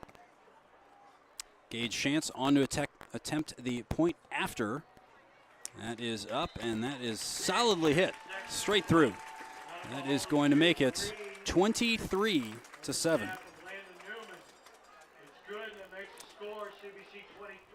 So that touchdown from Lipscomb looking increasingly important with CBC punching a couple in after it. And 2:39 right now for the Mustangs.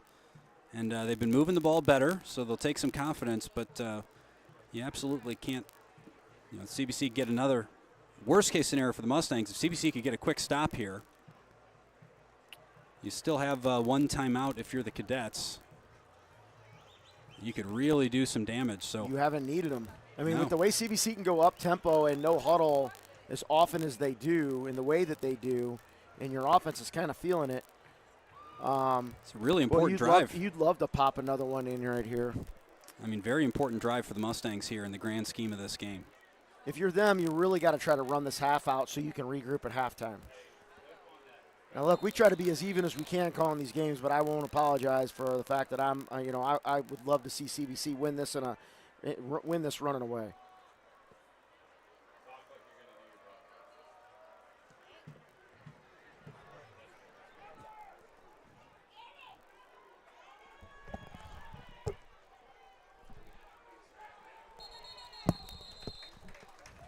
Sorry, I'm not sure if you could hear that. A few technical difficulties in the weird. headset. Seem to be back to normal. We don't know. All of a sudden, there was a kid talking in my Yeah, ear. there was a kid talking in the ear. There was some nice static right in the ears. And we're hardwired in, so I'm trying to figure out how that happened. Not sure, yeah. It's just the fun of being in the booth, Chris. You never know what you're going to see or hear. There you go. So, are you calling tomorrow's soccer game, the Edwardsville game tomorrow? No, I believe that will be streamed on video, but we're not going to have announcers for the soccer game tomorrow. I know we've not been doing that all the time, but I wasn't sure. It will be on CSN. There will not be announcers. There's confirmation from Randy Gardner sitting behind us doing the producing. Big hit right there in the hole. Yep, nowhere for Cortland Collins. Nowhere for Drew Patterson to go. As we get back from technical glitches and check in with Randy on the soccer game tomorrow. Back to the situation. It is 2nd and 8 as Lipscomb have the ball on their own 34. They're in no hurry to run plays here, so they're trying to get this clock down a little bit. As you like to call soccer the beautiful game. Do I have that right? That is the name. So Where's CBC? About just over halfway through their soccer season. So much exciting MCC soccer to come, and that is tipped up in the air and incomplete. Tried to run a little wide receiver screen. They were running those linemen out back there fast, and CBC was all over that. In fact, ball could have been picked off as high as it went and went off his hands. I don't know that the tackle necessarily did that, but I think it was Brandon Clark who was over there. Yep. That safety group that they've been utilizing between Zakis, Brandon Clark, and A.J. Matthews has really evolved into a very solid unit for this team after some early mishaps. Different formation here as we have a new quarterback in there. It's a short throw, and this is not going to be a first down, so this will set up a 4th down. Coach Pingle called the timeout right away. As the Mustangs have Sebastian Nelson in there at quarterback now. So Coach Pingle takes the Cadets' last timeout of the first half with 1:33 to go. This is going to be, you'd have to imagine, a punt. You absolutely do not want to give CBC the ball here, so you have no choice but to punt the ball back to CBC. And they're going to get your hands on it, about 127, 128 or so to go. And this could be a huge opportunity for CBC to twist the knife a bit. And it's the situation we talked about. For CBC wanting to get that ball back, this was the scenario you could not afford if you were Lipscomb, to give the ball right back to CBC with a chance to score again before the half. 23-7, you could say, okay, we'll get a touchdown early in the third quarter, see what happens. If CBC can score here, make it 30-7, that starts to be a very different proposition. A lot of football left, but it's hard not to think this is a huge opportunity for the Cadets. Well, and CBC gets the ball back to start the second half. They do. Depending on CBC's got to execute on their kickoff return, and, we got to make sure we don't give up anything silly here. But CBC's looking at some opportunities here, and Lipscomb's got to kind of hunker down and hold serve here, as it looks like they got 2 gunners out here. Make sure we don't get a return off. Both on the near side. Jaden Reed is back to return. It's a nice punt. Great punt. Jaden Reed calls fair catch and brings it in at about the 15-yard line where the Cadets will take over. Great punt by Cole Schulman. Boy, he might have had time to return that, especially if he could have caught it and spilled his way out back to his right, across the field. But just protecting the ball in this situation with this time left in the half. No reason to put yourself at any adverse risk here. I'm going to guess you're going to see a little Nick McClellan run or a little running back run to see if you can spring one early before you decide to put it up. Make sure you run a little bit of clock. You don't want to give the ball back to Lipscomb. They've got 2 timeouts. Vic Williams is the back in there. A.J. Johnson goes in motion. It's going to be handed out. Kept. They got me again. McClellan, he's through, and he is going to get all the way out to the 35-yard line. So this is where CBC excels. They're going to be ready to go tempo. Cadets can't stop the clock. It does stop while the chains move, but it's rolling again. And now the snap, McClellan fakes the handoff. This time he is looking to throw. He's just getting rid of it. Yep, throws it away. Almost hits the gator over here in the near sideline. Bounced it right off the steering wheel in the end. You're getting a little bit of an umbrella coverage look, so you're either going to have to hit something underneath, especially on the perimeter underneath in your hook to curl zones, or, I mean, I think you're looking to run Nick, or you've got time to run one of these running backs if you want. McClellan over there in the flat. It was Gage, the intended receiver. Contact excellently timed by Nick Duke. Well, your wide receiver over there who's supposed to be protecting Nick Gage needed to be a little bit more physical at the point of attack. So that brings up 3rd and 10. So you're going to see you're more than likely going to see a run here so that you can hopefully run this down if you don't get a first down. So 3rd and 10, A.J. Johnson is in there. Is that going to be his job? Sims in motion, and we have a flag. It's going to be false start or delay. Yep, I'm trying to figure out how we're getting false starts on this. There's a couple of times that this has happened out of a similar formation. I'm not seeing a guy up front move. I don't know if we're not getting set before the motion happens or if because Corey's on the line and going in motion, if there's something wrong with that. But there's a tight end on this side, so he should be okay. Based on the look Coach Pinkel just gave Derek Pitts, I think he might share your bemusement, Chris. 1 minute, 4 seconds to go. This is a 3rd and 15 situation for the Cadets. Cadets do not have a timeout. The Mustangs still have 2. What are we holding it the things for? It's a couple times tonight we've had to sort something out that we're not aware of. Both coaches getting an explanation of something. Of course, we don't hear that. Oh, clock shouldn't be running. It was an incomplete pass. Now it is. Ball snapped with a minute to go. McClellan's going to run it himself. Got nothing there. Yep. And that is going to, it's a gain of 1 for those of you keeping stats at home, but in reality, nothing. CBC's going to, okay. Lipscomb's going to call timeout. So 48.7 remaining in this half. CBC will start second half with the ball, so Lipscomb is going to have to make the most of this opportunity. As they are going to punt, ball will be snapped from the 30, and they're going to come over and talk about it a little bit. I want to remind you to stick around as soon as the buzzer sounds for the end of the second quarter. We are going to take you down to Cooper Newmark, giving us the sideline update. Braden Spikogi, the cameraman, getting in position to bring you the pictures of Cooper, who will tell you all about what he's seen. I want to thank them, along with Logan Torrance and Jack Pendleton, the students who have made the broadcast possible tonight. So thank you to them. Thank you for you, Chris. So we're almost halfway there. It's been a lot of fun tonight. Randy Gardner doing a lot of hard work directly behind us up here in the Tim Kylo press box. So it's a great team to be a part of, and we hope you're enjoying this one at home. For those of you maybe couldn't make the trip from Nashville, we are glad to have you as well. We are, of course, the Cadet Student Network. We work here. Chris and I both went to CBC, so very passionate about cadet athletics, but we are so glad to have you with us as well, enjoying this game. We do our best to not be so biased that it, we don't recognize the fact that we've got other people watching our broadcasts. There's the punt. It's low and knuckling. And that is a very bold pull-in by Bo Strickland as he's taken down. Oh.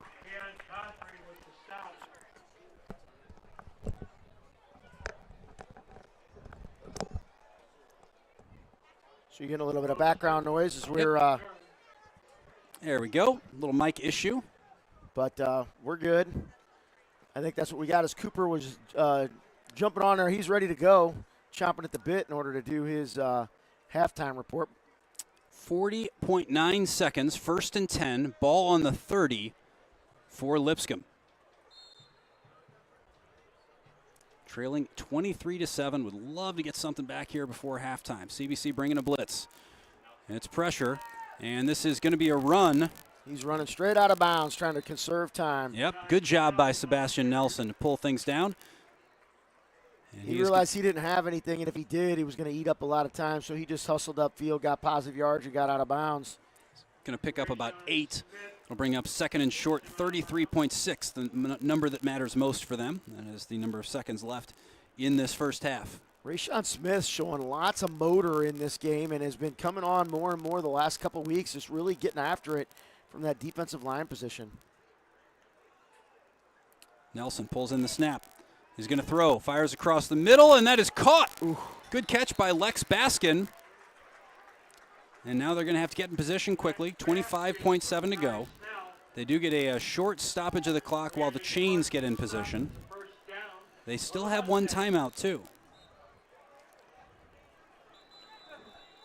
And they are going to use it. So Lipscomb takes their last timeout of the first half. 25.7. They've got 39 yards to go to try to pull a couple points back before halftime. This would be a huge feather in Lipscomb's cap if they could get points here. And it would be a huge blow to CBC if they were to give up points here. I mean, this is a key possession right here. I think regardless, I mean, Lipscomb's got to feel good that they've got something going here and that they can take into the second half whether they score or not.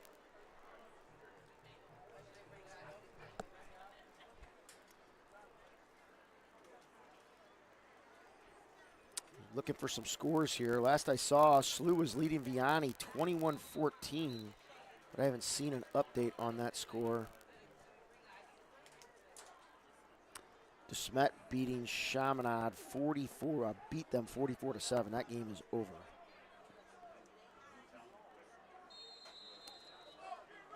We are ready to go here. 1st and 10 on the 38. No timeouts left for the Mustangs. They trail 23-7 in the closing moments of the first half. No hold called. Nelson's over here to the near side. Got to get out of bounds, and he does. Coaching staff furious there was not a hold called against the Mustangs. Well, and there was. Tristan Abram got held, but here's the thing. If you're a defensive lineman and you're getting held, you got to work harder to make the officials see it. If you're coming off a guy and he's holding you up a little bit, they're probably not gonna throw that flag unless they see a jersey tug or you stumble or whatever. You got to work hard there, and we've seen that with some of these official crews. Some of them will throw it really easy, but others you got to work for it. 2nd and 5, 17 seconds remaining. Sebastian Nelson, the junior, in at quarterback for the Mustangs. And a key moment in this game. Good roll by Nelson. He's going to get a little bit of time to throw. Still moving around is Nelson. He's got a man, and great play by Tillman. Tillman didn't even know where he was and ran in. I don't think he knew where the ball was or where the receivers were because there was 2 receivers in the area, and he turned around and ran into number 80, TJ Briggs, knocking the ball free. And that was dangerous play because if Briggs catches that ball and Tillman falls off that, he's probably walking into the end zone. Well, it's the third down music is cued, but if there ever was an irrelevant down, it would be here. You got 6.4 seconds to go. You probably got one more shot. Try to get yourself into the end zone. Well, Sebastian Nelson has breathed some life into this Lipscomb offense. His ability to scramble and keep plays alive has very much helped them. They're going to change up the protection. Music's going to come off Nelson's left. That's a quick throw, and it is dropped. Incomplete. Which gives them one more chance. Pass was incomplete, intended for Dante Fowler. 0.9 seconds to go, so this will be the final snap of the first half.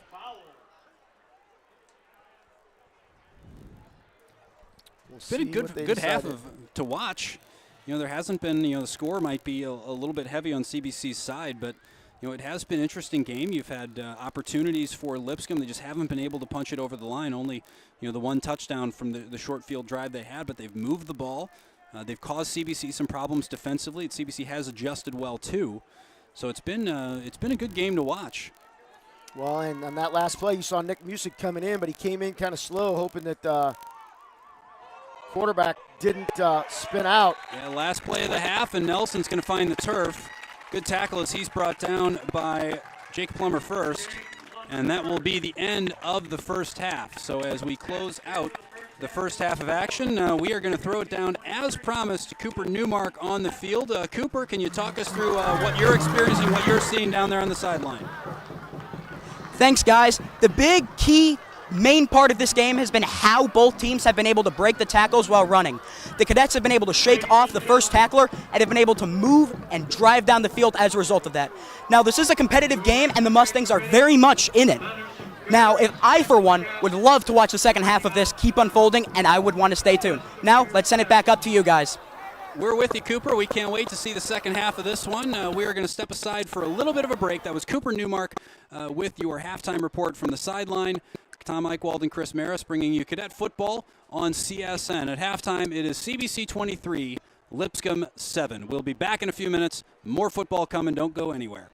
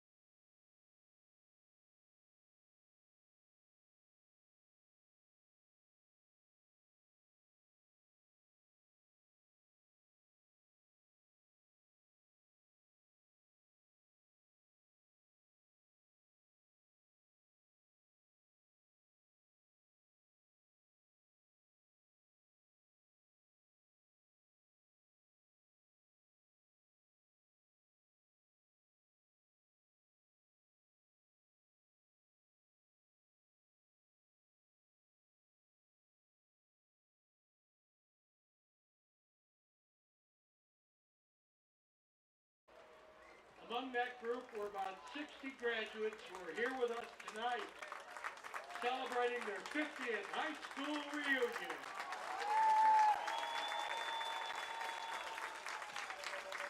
Welcome back to CBC, gentlemen. Thank you for all you've done for CBC, and we hope you have a great reunion. Please join us in another round of applause for the CBC class of 1974 who are here with us tonight.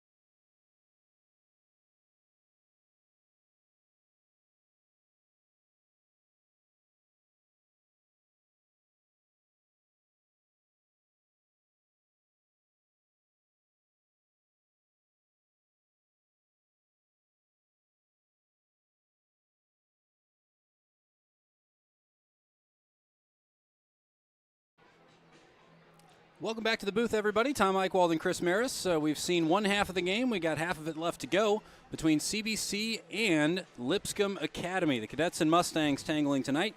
Give you kind of a quick summary of how we got to our halftime score of 23-7 before we bring Coach Maris in to kind of break down how we got here. But game started off, consecutive punts from both teams before a turnover on downs from Lipscomb. That led to a 39-yard touchdown run by Nick McClellan with 3:16 to go. The extra point was not good, so it was left at 6-0. That's how we ended the first quarter.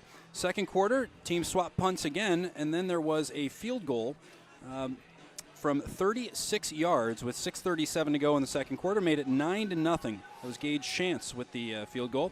Short field led to a Lipscomb touchdown. A great return got them all the way to the 20-yard line where they started their possession. Led to an 11-yard touchdown reception by Blivens with 5:19 remaining in the second quarter. Extra point was good, made it 9-7. Ensuing possession, CBC ran one in from 14 yards. It was McClellan again. That extra point was good, made it 16-7. Lipscomb punted on the ensuing possession, which led to another touchdown run from CBC, this time a 50-yarder from Rivers with 2:39 to go in the half. And that is how we wrapped up the first half. So, Coach Maris, your thoughts on what we've seen? Well, we've already seen one of our first big adjustments at the end of the first half. Lipscomb changed quarterbacks. We were calling it number 18, Sebastian Nelson, but we've been since told that is underclassman number 18, Ty Snell. And he brought some life into that Lipscomb offense at the end of the half, almost led them down for some points right before halftime, so we'll see whether that plays a role. Yep, so the roster we were given had Nelson on it, but we do want to make sure we get that name correct. So Snell is the quarterback for the Lipscomb Mustangs. Did a nice job, and we'll get that right in the second half. Cortland Collins, this time clean catch, so it will be a 1st and 10 from CBC's own 20. He was standing at the 22. They'll call it the 23. I had to have to laugh a little bit. Cortland's like waving for that fair catch, but he's like, you could tell he's never done that before, at least not in a long time. He's like, his hand's kind of out there gingerly, like, how do I do this? And the officials, he kind of looked at the official. Did I do that right? He did it right. Yes, sir. Start of the third quarter. It is going to be McClellan on the keeper. Throws to the right. This is Dorsey. Cuts back in field. Got an opportunity here. He's going to pick up the first down, plus about 6 more. First down, Cadets. Folks, right there, if you saw that block by Jaden Reed, we call that riding the bull. And he just got a hold of his guy and just kept moving with him. It was right on the edge of legal, and he just kept moving with him so they couldn't see a hold. McClellan's going to throw. Corey Sims wide open. Danger here for Lipscomb. Corey Sims across the way. They are not going to catch him. Touchdown, CBC. Right there. You see them come out to this side, and boy, Bryson Dorsey jumping up and down. The old Jamie Tartt, here, give me the ball if you're familiar with Ted Lasso. And they get the Sam, how do you say it? Ditteron on the deep route right there. The Corey Sims bringing it home. So Sims, you're not going to catch him once he had his man all turned around. It was clear as day that was only going to end one way. So that is a 72-yard touchdown reception by Sims with 11:35 to go in the third quarter. Chance is on to attempt another extra point. Good snap, good hold, good kick. And that is going to make it 30-7. Couldn't start a half any better. Well, that was, you got that quick out screen right there, and they immediately set that up because it was almost the same play coming back the other direction. Look at Bryson Dorsey jumping up and down, and Strickland just comes up on him, and as soon as he got in the secondary, number 19 right there got all turned around, Trip Neiman, and Corey Sims, he can make the best of you look bad with his skill set. And Corey's, had some tough luck. Teams are bracketing him, doubling him, and making it really, really hard for him to get the ball. So, he just does not get nearly as many opportunities, which opens up, Bryson Dorsey having some big plays, the running backs being so big, and Nick McClellan's explosive offensive play. I was going to say, a good throw by McClellan. He's on his back foot, falling over backward as he hurled that one out.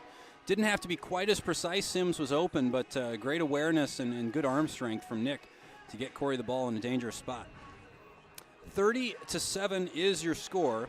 In case you're wondering, Corey came into this game with 14 receptions, 265 yards, and 4 touchdowns, averaging 18.9 yards per reception. Those numbers just went up a bit, I think. Chance with a short kick. This will be retrieved at the 30. And shouldn't be too much of a return here. That's the design, at least. And a short return by 36. Chris Thompson. And I don't know if the ball came out. CBC now has the ball. It's dual possession. The offensive keeps the ball. So even if they were both on it when they were both down, it's an offensive ball. Nice job by A.J. Matthews just to make sure the official saw that he was the one coming up with it. A.J.'s a scrappy kid. He's had to fight for every opportunity he's had the last couple of years and had a few bumps in the road, but he's been pretty solid on special teams the last couple of years and been part of that three-headed monster safety rotation. 1st and 10 from the 42 as the Mustangs get their first possession of the half. This is Ty Snell in at quarterback. He's going to hand it off to Drew Patterson for a gain of, I don't know, they give him a yard. And now we have a late flag. Yep. I wonder if we're going to get a sideline warning or what right there. Yeah, one of the Lipscomb players looked very frustrated after that flag was thrown, so I don't know if it's going to be for something that was said or some sort of extracurricular. We'll get the signal. Unsportsmanlike conduct on Against, CBC. Yeah. And coming over to give Coach Pingle a explanation here. This is referee Travis Blankenship. Officials have done a nice job so far tonight.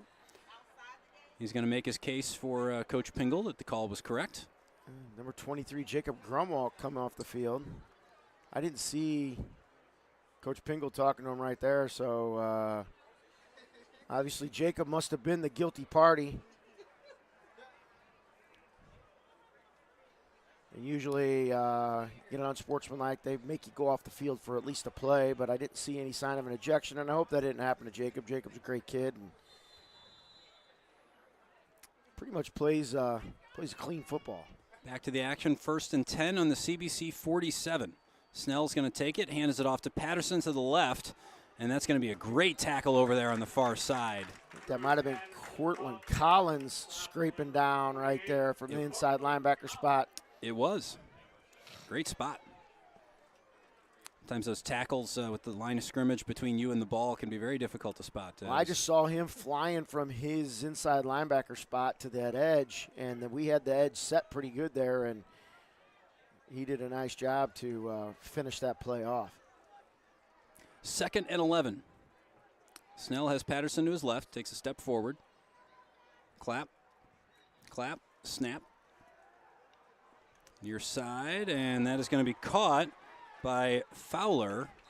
And a good gain for Lipscomb as they get all the way to the CBC 29. Chains will move, 1st and 10.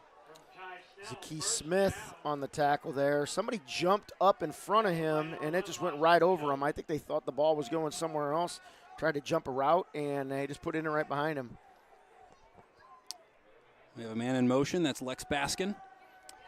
Snell under pressure, fumbles the ball. The Mustangs will recover. Heads-up play there to recover the fumble. Good hit on the quarterback, as it was number 80, T.J. Briggs, who came up with the ball. So 2nd and 20 now.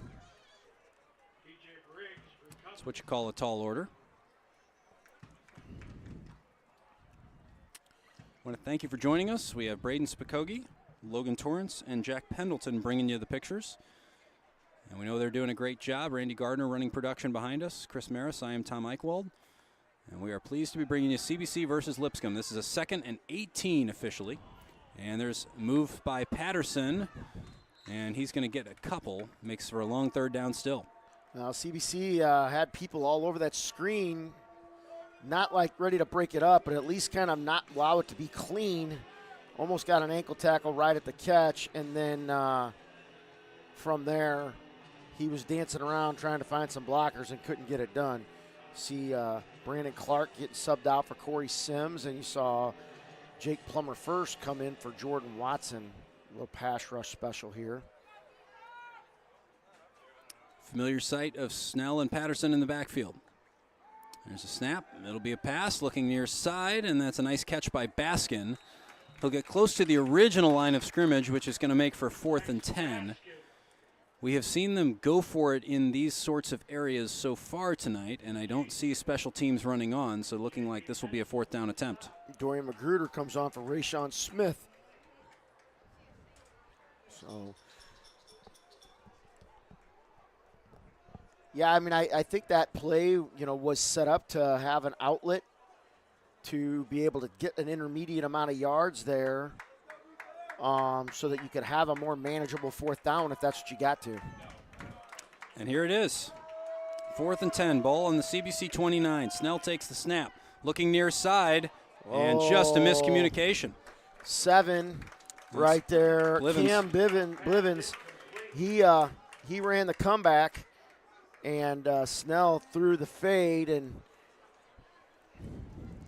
he probably had Blivens on the comeback if that's the read he would have gotten, because CBC definitely was over the top of that route. I don't think Blivens was going to get by Austin Tillman right there.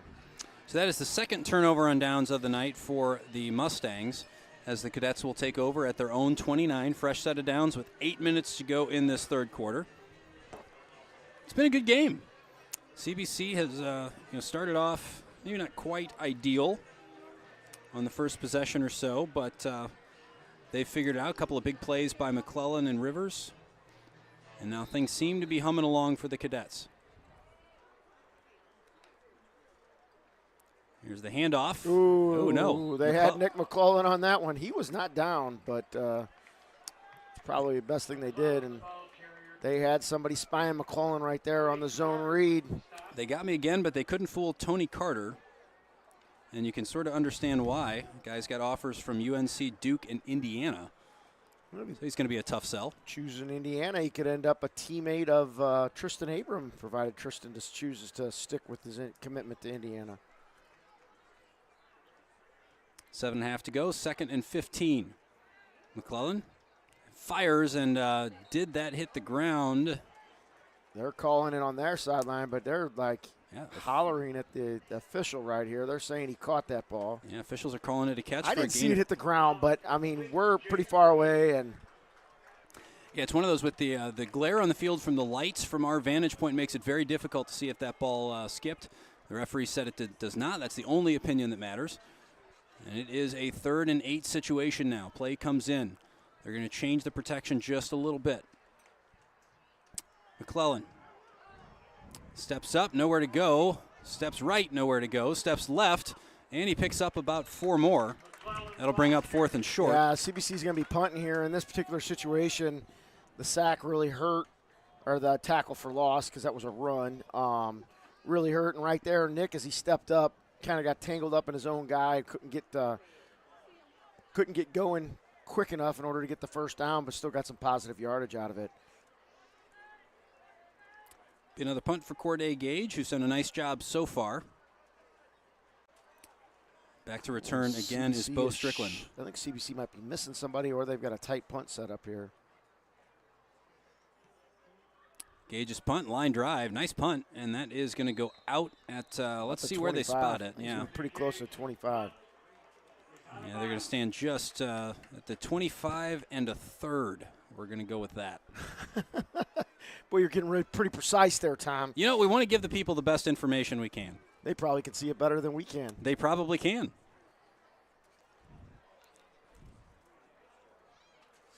Mustangs will start 1st and 10 on their own 26. So they call it the 26. Tom Murray a little more generous, giving him the 26. Ultimately, that's where we spot it, but I thought it went out right at the 25. Who cares? Yeah. When has a yard mattered in football? Uh-huh. 1st and 10. Here's the snap to Snell. He's going to hand it off underneath. It is Patterson who's done a nice job all night, borne the brunt of the rushing attack for Lipscomb, and he's going to pick up 4. We'll bring up 2nd and 6. Jordan Watson, Nice tackle by Jordan Watson. Jacob Grunwald. Yeah, Grunwald's in there. Oh, CBC did not get off the field. J.P. Metzler did not make it off. Lipscomb went with a little bit of tempo, so we're going to get too many men on the field. That should give them a first down, or very close to it. That is going to be close. So we'll wait for the signal officially, but pretty clear that Metzler didn't quite make it. Senior Sean Carbons checks in. And we haven't seen, Sean's played a fair amount on special teams. We haven't seen a lot on defense. He was injured early in the season. I think he's still been working his way back. He's played a huge role on this defensive line the previous 2 years. Boy, he'd be another weapon if they could get him going with his motor here to start, the second half as you push in towards your playoff push. Oh, I was going to say, they started walking that off against Lipscomb.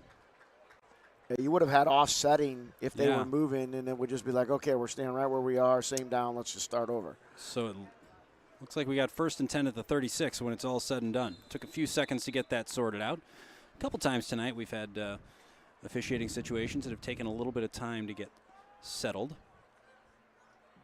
But by and large, I feel like they've tried to get it right. Last week we had a bunch of situations where they convened, and then it was like they made a call, and it was like, what are we doing? Clock is at 5:17 and counting. 1st and 10 from the 36. Snell looking long, and that is going to be no good. That's overcooked. And he was just coming out fade ball right away, hoping to get a good one-on-one matchup. And Vian Cothran, who's been doing this off and on since he was a sophomore here. Nice job in coverage. Bring up 2nd and 10. Last year, he and Austin Tillman played a lot of corner opposite Dorian DeBose, and this year they're each man in one side of their own. CBC showing pressure. No blitz, though. They're going to wait. He's going nowhere. Yep. And actually, that was pressure off the far side. That was Music getting in from the outside. Music and lined up at only outside. guy I think that didn't. Linebacker, yeah. Tristan Abram didn't come off the field. He stayed in there. They bring in Jake Plummer first and Dorian Magruder, 2 juniors. Corey Sims back out. Yeah, Corey Sims, and then they've got A.J. Matthews as a dime back up there. Him and the nickelback Roman Jackson. Sims is going to hang out right at that 1st down marker, which is 11 yards away from the line of scrimmage. Snell steps up. Good throw, and that is a 1st down. Baskin catches, turns back infield, and he's going to get about 7 more yards for his efforts. CBC had a little bit of confusion as Roman Jackson ran onto the field to the far side where A.J. Matthews was already set up. A.J. came back to the other side, and they threw it right in that area where Roman would have been. Patterson, another nice run. So I don't know if they had their coverage assignments messed up, but a good 5-yard run right there by Patterson, who has carried the ball a lot for this Lipscomb team. He's got to be well over 100 yards at this point. I was going to say, hopefully pack some ice packs for the bus back to Nashville tonight, because he has put in a shift, hasn't he? He has. And he's the only. I don't know that they've ran on another back out there to this point. I don't think they have. Not and give him the ball. Not and gave him the ball. So he is the rushing game right now for Lipscomb. Pass over to the far side. That is incomplete. Right there. Vian Cothran had a beat on that one.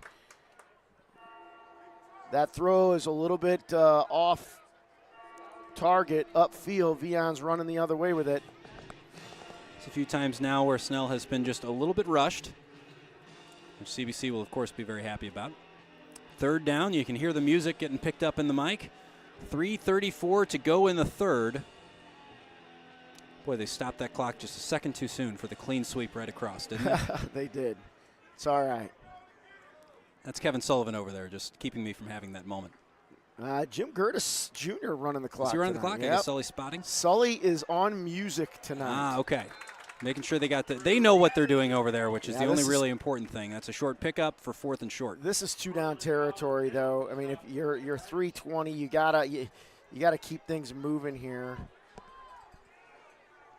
So 4th and 3 on the 39-yard line. Brody Ruffino, the senior, he was late getting down in his stance. And from my vantage point, he didn't cross. But I'm a little off kilter here compared to them, so that'll walk it off as a first down. And you hate that on a fourth down right there. You've got Lipscomb on their back up against it, and you extend the drive for them. So a gift from CBC to Lipscomb, and that's going to bring up 1st and 10. This will be set at the 34-yard line.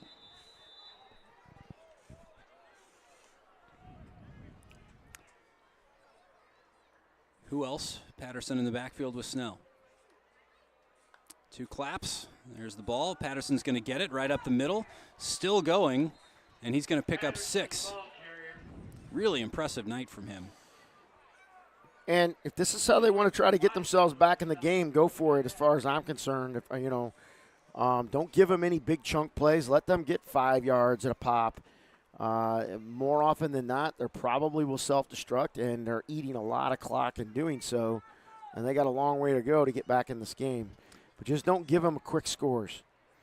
And he's getting every carry, but he's not getting every carry like around the outside. He's going straight up the middle almost every time, which is really, really impressive.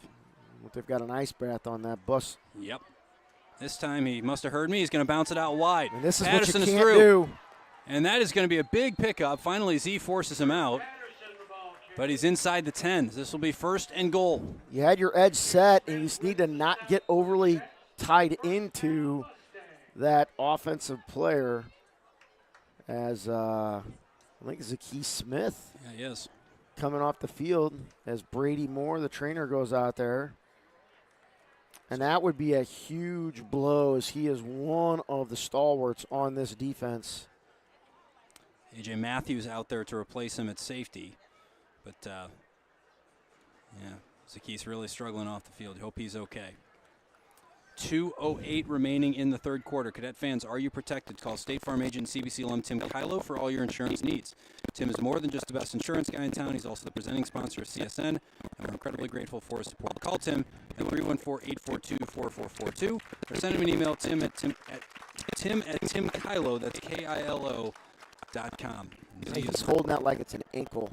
Yeah, really uncomfortable down there. So I'm kind of looking, but I can't. We gotta watch the rest of the game here now that we're back going. Hope he's okay. It is 1st and goal for the Mustangs. Handoff to Patterson. He's around the left. He's going to punch through, and he'll pick up about 2. He'll bring up 2nd and goal. And similar play to what they've just ran, just did a better job of setting the edge and holding it. Spotting this at the 7. So Matthews and Clark are your safeties right now with Zaquis Smith.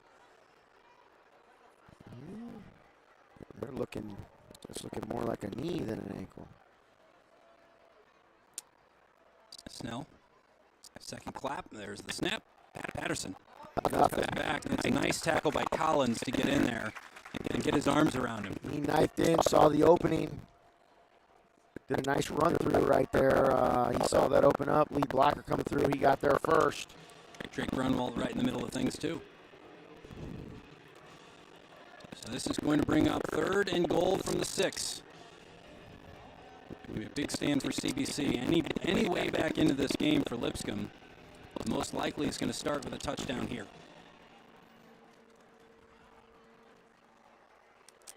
We've got a man in motion. That is Blivens. Snap. Snell. He's being chased down from every which direction. And that is he threw it away and hit number 80. And he just chucked it. I think 80 just got beat right off the edge. And that was, maybe it was a screen, but he did not look like he just got beat in his pass pro. That looked like he found the closest white jersey and flung it at him. When you're getting closed down from 3 directions, you can understand that. 43.7 to go here in the third quarter. Lipscomb content to take some points right here. Yep, this will be Cy Pepper, the senior kicker. He's out there trying to make it 30-10. Looks like he got it. And he did. So that is a field goal. So that is a That's important points, though, in terms of the point total. That missed extra point that CBC had earlier in the game looms large right here because now it's a 3-score game and you got a whole quarter of football to play. It's going to be incumbent on CBC to get the ball and drive the ball and eat some clock and ideally punch in. At the very least, find themselves a field goal before too long here. So we're going to call that a 23-yard attempt by Pepper with 39.7 to go to make it 30-10. We want to say thanks to the folks at Mercy Sports Medicine. Chris mentioned just a minute ago, our trainers who take great care of our student athletes. Mercy is ranked as a top-tier Catholic health system nationally, and they offer the highest quality health care for students and their families. To learn more, visit www.mercy.net.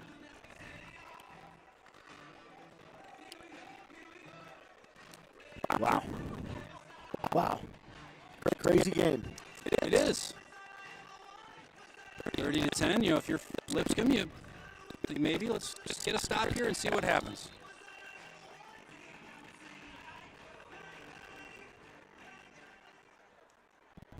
And this is going to be a fair catch call. Close to getting contacted as well by Jameer Sims. I'm getting some info that I'm some bad static on my my mic, so hopefully that'll go away here at some point.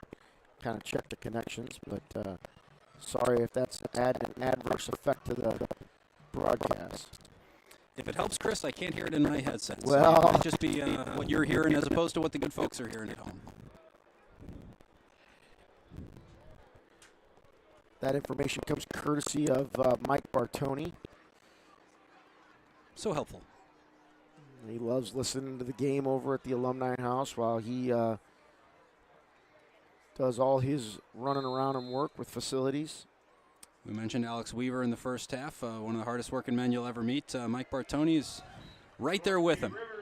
There is not anything Mike Bartoni won't do for you if you ask him around here. We are very grateful to you, Mike. Thanks for everything you do. Tried to make a run over to the alumni room at halftime, and the door was locked, but still thanks for everything you do. Just going to leave that in the editorial notes section. 14 seconds to go, and not seeing. They don't have to run another play. They're going to take it to the fourth quarter. No reason to rush. You're in control of this game. Don't rush anything. Just play clean football. So we are going to start the fourth quarter, 30-10. Mike is in Lake Tahoe. Oh. Hope he's enjoying his trip then. Nice of him to tune in.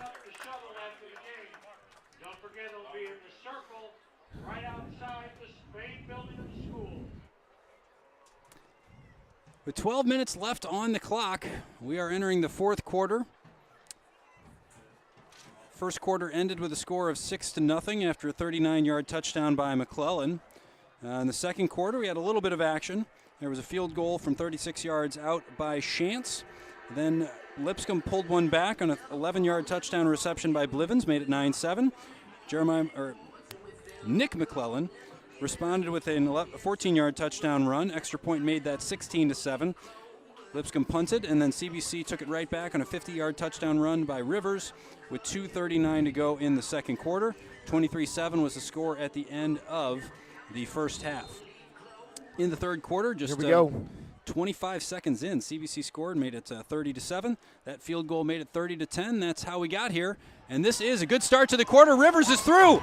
He was through in the first half. He's through again in the second. Touchdown, Courtney Rivers. Wow. Now, I said at the start of the third quarter that you couldn't start a quarter much better. 57. I said you couldn't start a quarter much better. They scored in the first 25 seconds. They must have heard that because they just scored in the first 11 seconds. 62 yards, I think. My math right? You're on the 38. Might have to call a math teacher. There's a 62-yard run right there by Rivers, and he just busted up through there. CBC got it, and this is something that they needed to answer with. So a touchdown on the first play of the fourth quarter. Shantz's extra point attempt is plenty long and good. Shout out to Bo Strickland, though, man. I mean, this game's 37-10, and he's coming off the edge like blocking that extra point is the game winner right there. The senior not not backing down. He's played a very fierce game. This result holds. CBC would advance to 5-1. Lipscomb would fall to 1-5. Cadets are next in action just next week over at Vianney. That game is at 6 p.m. We will have that for you on CSN. That'll be Randy and Chris bringing you that one. Again, 6 p.m. next Friday. Go ahead and get the calendar out and pencil in, actually put it in pen, on Friday the 18th, 7 p.m. at Peoria, Notre Dame. And then the season wraps up, regular season wraps up, on October 25th, 6 p.m. here against St. Mary's. That'll be senior night. And we'll honor our 29 seniors with their last regular season home football game. Way things work out right now, we'll host, if things hold serve, we'll host at least one playoff game. Chance gets ready to kick off. We'll honor the seniors at the end of the season, but at halftime, the class of 1974 was honored as they gather for their 50th high school reunion. 146 young men graduated in that class. 60 of them joined us here tonight. So congratulations to the class of 1974 as Gage Chance gets us going. Ooh, they had a pretty good, not quite in the end zone, pretty good kick right there. Yeah, that is fielded inside the 1. And first tackle is broken. Second one not so much as Dante Fowler was hauled down. Number 5 for CBC. That is Isaiah Thomas. The freshman. And Jameer Sims in on the tackle as well. So they will start at the 20. Somebody standing right in front of the ball. They'll be right at the 20-yard line. Sounds like the static has gone away. I played with the connections on the mic a little bit. We'll see whether that holds up through the rest of the broadcast. 1st and 10 for Ty Snell and the Mustang offense. Might be at a point where you're recognizing this game getting a little bit away from you. And as the minutes tick by, only more so. So you just want to try to find your positives. Patterson's still going after it. Get some help up. A lot of respect in that help up he just got from Jordan Watson. I mean, you watch a guy coming at you time and again all night. Can't say enough good things about the game that Drew Patterson has played. Well, and he just came off the field, I think.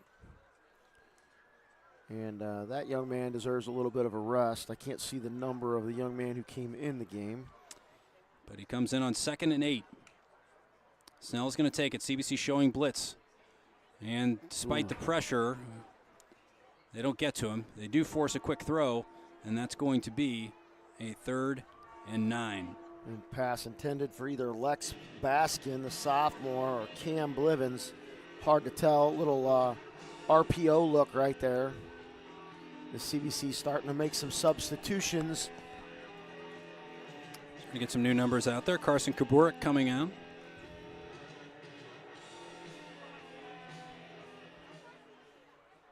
So 3rd and 8. Snell settles in, gets his read. 5 on the play clock. 2 on the play clock. They get it away. And Snell is going to be wrapped up. Thought about throwing it. You could see the idea. Sean Carbons, number 33 right there. Yeah, good choice to pull that ball back down. You could see he was looking to maybe try to offload it if he could. But the correct decision made, and that's going to be 4th and 12, which sets up another punt. Like I said, if they could get Sean Carbons going here in the second half, that would just be another huge defensive weapon that they could have at their disposal. I went to scan for Zakee Smith on the sideline. I don't see him at all. And Jaden Reed not going to get a chance to return that because it is out right around the 45-yard line as the Cadets will take the field. So CBC takes over on the 45. It's hard to pick up all the walking wounded down there. And Jaden Goss-Harris, Darian Jones. Who else is there? True Shulin. J.D. Adelman, all not dressed out tonight.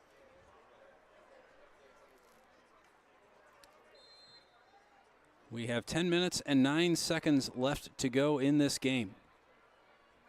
It was a tense first half and a cagey, not a whole lot to just a couple of big plays really between the two teams, but CBC has settled into this game and Lipscomb really just hasn't been able to find it.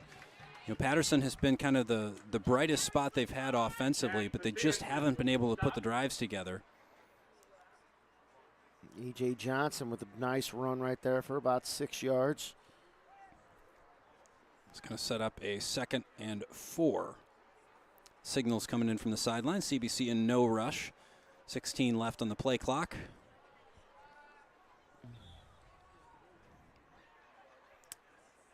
They're going to get set with about 6 to go. And play clock at 2 as they snap it. This is Johnson again. He's going to get the first down. Spins, able to pick up another one or so. They're going to spot that at the 44-yard line. Good carry by AJ. Yeah, he's got up in there, got the first down, was spinning, trying to get out to get a big one. Obviously, he'd like to get in the end zone, but nonetheless, his big physical body helping eat clock right here. CBC will run this down a little bit further, and then they'll probably start making some substitutions to get some young guys in. You know, Lipscomb, it has been a frustrating start to the season for them. Still come in ranked 16th in the state, so that tells you the competition they have been up against every single week. Johnson on the carry. Oh, he bounced off of it. Might as well. Nice. You think he's in there to push the pile, and he just backtracks a step, and he picks up the first down. Saw a little bit of a play like that last night, as you see Frank McGinty come in at quarterback right here. Vincent Sargent. Number 9 is Jaden Key. As you see some subs coming in here. But last night in the NFL game, you saw was either Algiers or I can't think of the other running back for the Falcons, bounce off and bounce around and get up in there and score on a play like that. Looked like he was stuffed and ended up scoring. 8:14 and counting. McGinty is going to hand off underneath. This is Johnson again. Keeps going. AJ welcomes the contact that time and picks up 4. I think you're going to see a lot of AJ right here trying to get him going, and you're going to see a little quarterback rotation between Weston Gannon and Frank McGinty, the 2 sophomore quarterbacks. This is Gannon out there now. I don't think you'll see the ball put in the air.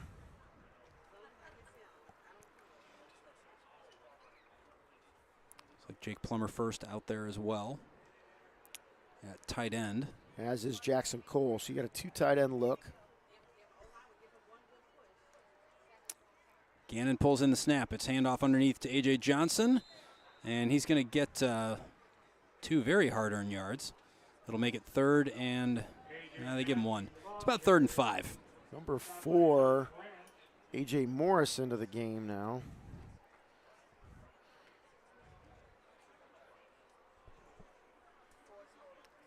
Signals coming in. Again, no rush for CBC. It's McGinty back at quarterback. Vic Williams is out wide on the left side. I think that's Vincent Sargent. That's 18. 18. 8 always gets you. Yeah, the tucked 8 up and under the 0, pads. Yep. McGinty, handoff underneath. This is Morris. No, nothing going right at the point of attack right there. It's too easy when you're able to pin your ears back and you know it's run and you're able to play it as such. You're going to see the CBC's going to punt the ball here. It was a nice tackle by Hunter Brandt, getting in there and giving AJ nowhere to go. That is AJ Morris. We got to be specific about our AJs on this team. There are at least 3 of them. There are 3 that I'm aware of. I don't know about the younger guys. There might be another one floating around there.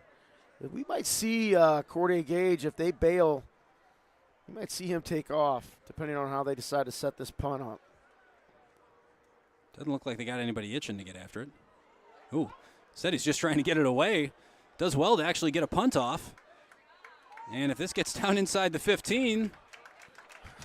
That snap landed about a yard short. He went up to go get it and just picked it up and put a foot on it. So if you could have paused time the moment he saw that snap and said, you know, I'll give you a punt down to the 13. Would you take it? I think he'd have said yes. Well, and he's trying to like take a little off of that anyway, a little chip shot right there. Really nice job to get that kick away. 5:49 remaining in this ball game.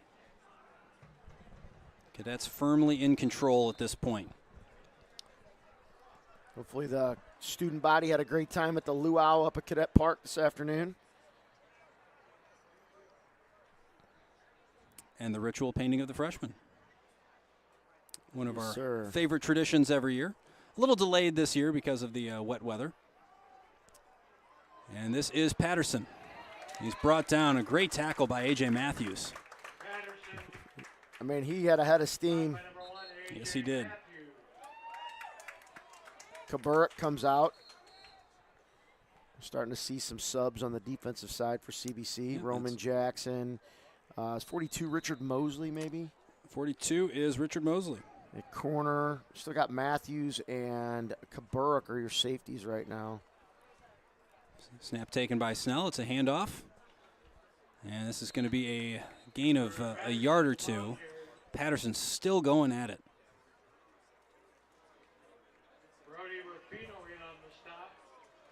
Still got your primary big boys up front.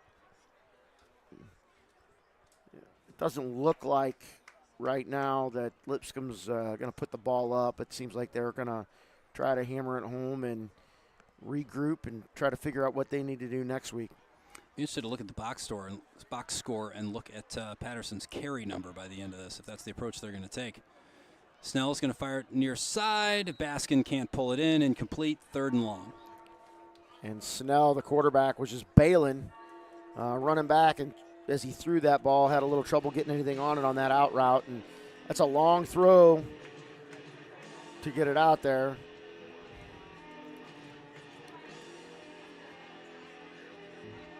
They are going to Little hybrid Go look for it. here. You got a couple of pass rush guys in there, Jake Plummer first and Sean Carbons, but you leave Rufino in there in the middle. Yep.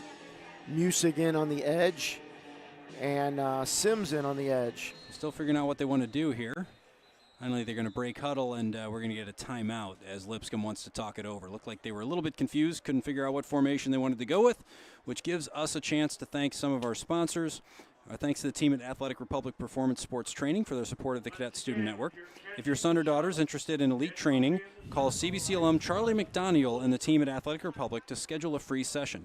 You can call 314-432-6103 to reserve your free session today. Also want to thank Chick-fil-A, the official chicken sandwich of the Cadet Student Network. Those delicious Chick-fil-A sandwiches are available in CBC's concession stands, so grab a sandwich next time you join us for a game.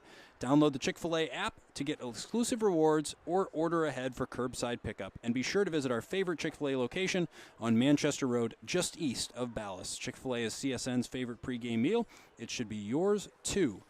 And one more, we'll squeeze in BSN Sports, the official apparel provider of Cadet Athletics.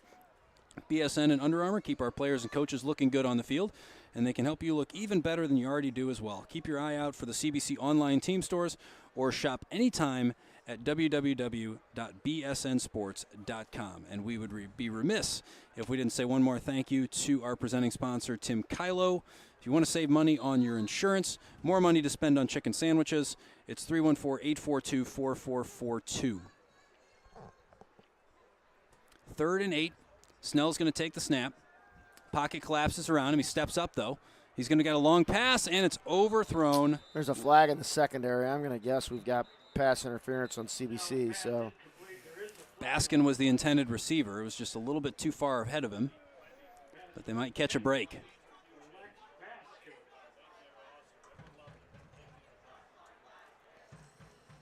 And that's going to be a hold called against CBC. So somewhat that'll fortunate give them that a it's first down. Yep, somewhat fortunate though that it is a hold instead of a pass interference in terms of where the ball is spotted. But still enough for a first. So this will be 1st and 10 from their own 36-yard line. No, they say 37. And if you're CBC, you came into this game, you're riding 2 big MCC wins. You round out your MCC season next week at Vianney. So you wanted to get another good test in. They did that. You know, the scoreline is going to look a little bit different than the game was. This was not an easy win by any stretch of the imagination for CBC. They just got the plays when they needed to. As Snell could use one here, 1st and 10, and that is hauled in. He caught that. Wow. Impressive catch by Cam Blivens. He turned around and the ball was there. Well, and he was Mosley had decent coverage right there, but couldn't keep him from bringing it in as he was headed out of bounds. He was juggling it while spinning. Yeah. Try that at home. Baskin in motion. 4:15 to go. Snell rolls around. Still, Ty Snell, he's going to throw it away. And that is over everybody.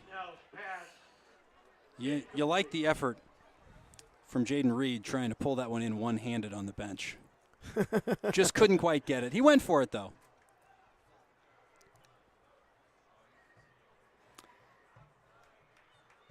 Been a good crowd tonight as well. CBC, we mentioned the Luau's, a lot of Hawaiian shirts down there. Lipscomb, as you might imagine, maybe not quite as big a crowd with the journey up from Tennessee, but we hope if you are watching from Lipscomb Academy that you've enjoyed the broadcast. We've enjoyed bringing it to you, and we've enjoyed watching your team come up here. We look forward to seeing what you guys do later in the season. Snell, and that is incomplete. Nick Musick with hand in his face right there, and nice job right there by CBC's defense, and they've looked great in spots, but Lipscomb's done some things that have, exposed a few things here, there, or the other, just not consistently been able to do things. And, really look at it. I mean, you go to the box score, look at the big, long runs for CBC. I mean, that's really, quite honestly, the difference in the game. I mean, CBC did not really drive the ball much. Even on the shorter touchdowns, they had big, chunk, 30-yard plays that helped set those up. Snell takes the snap, 3rd and 10. He's going to let fly. This is Blivens, and he's got the catch. Blivens pulls it in. He was under all kinds of pressure from Roman Jackson. But what a catch by Cam Blivens. You can tell that he is a talented player. That's why he's got a couple of offers. Roman Jackson coming out of the game. Read my own handwriting. Blivens with offers from Pitt, Miami, Ohio, and UAB. UAB. Oh. Patterson dumped by Cortland Collins right there. And number 37, Chris Jackson, the senior, in for CBC when Roman Jackson kind of went hobbling out.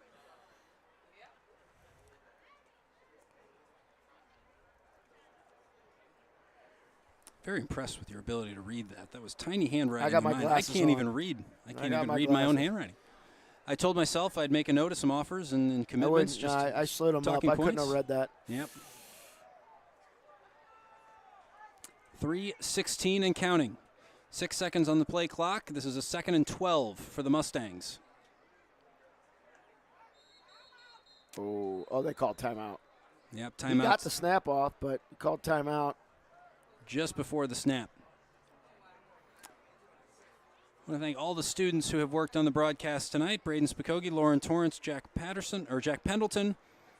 There's the Pendleton-Patterson reversed backwards. Braden Spikogi as well. They do a great job. And, of course, I was about to say Randy Gardner sitting behind us, and then I turned around and Logan Torrance has taken over production. Yes, Logan Torrance, the senior, has done that from time to time in the second half so that Randy Molman can go take a nap somewhere, as he is one of the hardest working men in the school building. Yeah, and Logan does a great job as well. I went into the KCBC studio bright and early this morning to record something, and Logan was sitting there. I said, "Would you want to record?" I said, "Yes." He was working through a camera issue, and turns out Randy Gardner wasn't able to be there this morning, so we just turned the studio over to Logan, put together a nice broadcast. He does such a great job, and has for so many years. So thank you to Logan. Not sure if he can hear us talking about him. His ears are burning. No reaction from him sitting right behind us, but really some impressive young men in this Cadet Student Network. We're so grateful for him. 3:05 to go, 2nd and 11. Snell on the roll. He's going to throw it back in the end zone and just a little bit too far outside, and a flag on the near side. So this is going to be a unsportsmanlike of some sort. Dorian Magruder over here on the near side. He's kind of picking himself up off the ground, so not sure if he maybe got taken out a little bit late or something. There was a flag. And that is going to be... Where's he at? I'm looking for the white hat. There he is. Dead ball foul. Personal foul. Yep. On Lipscomb. So something happened over here on the near sideline, way away from the play, right in front of the CBC bench. And so that's going to back things up for Lipscomb. Frustrating night for the Mustangs. Came in here looking to avenge last year, CBC last year, winning this game down in Nashville 48-21.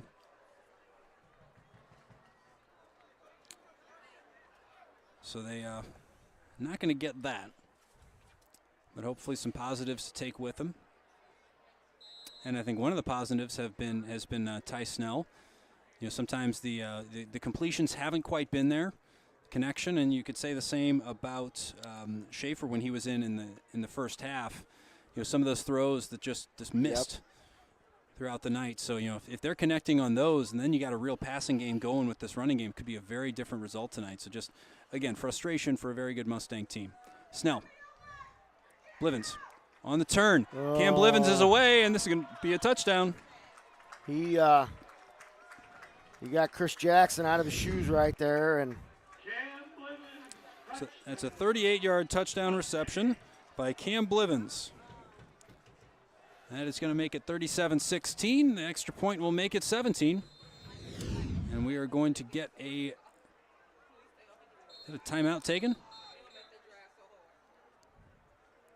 Coach Pingle not very happy. CBC not getting the guys they need on the field. Some sort of stoppage. No timeout taken, though.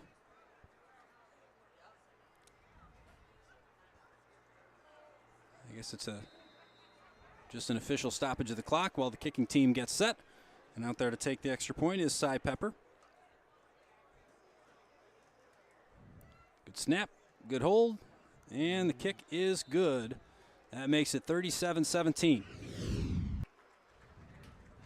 Pepper's extra point is good. That makes the score CBC 37.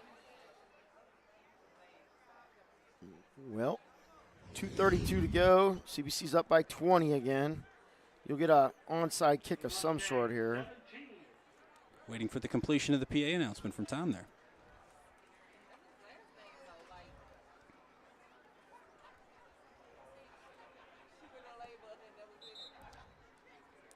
And some deep dives on the scoring?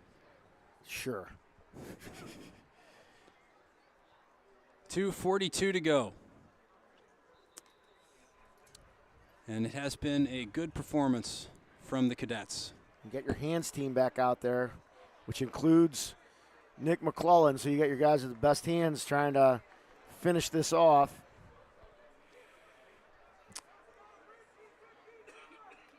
If you are Lipscomb, do you try it?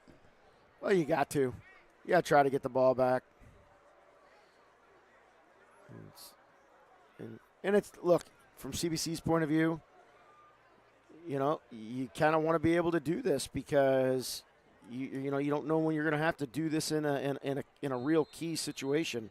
2:42. There it is, onside attempted, and CBC doesn't get it on the first go. Let's see where the pile ends up. Lipscomb seems to think they have it. Got the ball. They just awarded it to Lipscomb, so CBC's defense is going to be back out on the field. They did. I think Tillman thought CBC had it. Well, you can't. You just there's a fine line between being passive and letting that play come to you and being aggressive on that, and that's probably one where you needed to be a little bit more aggressive because it was a perfectly done onside kick.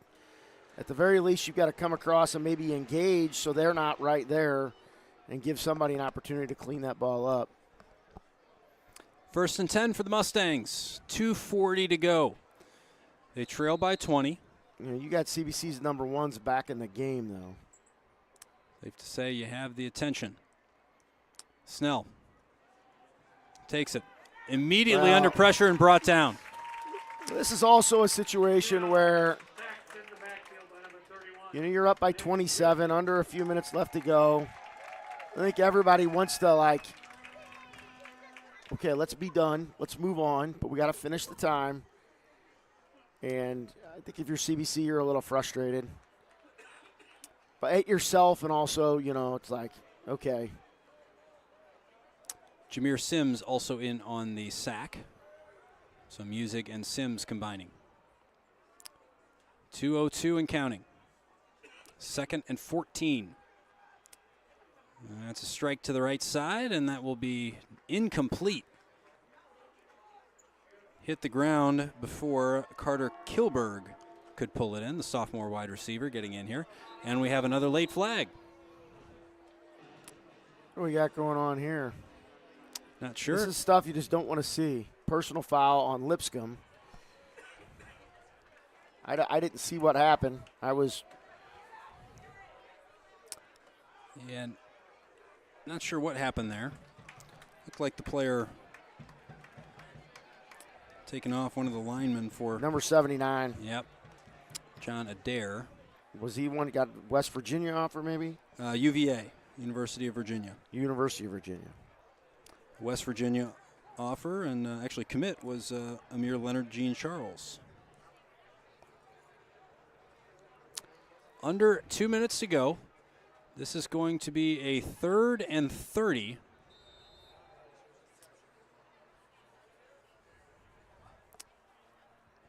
And well, that's definitely a tall order. CBC leads 37-17. Looking to close one out to win the 2nd year in a row against the Mustangs from Lipscomb Academy in Nashville, Tennessee. Snell. Oh, that was almost a heck of a catch from TJ Briggs. Just couldn't bring the ball down. Got his hands up to it, hit him in stride. Thought he was going to pull that one in. He had Austin Tillman on the underside of that one. And it looks like Lipscomb will come out and punt.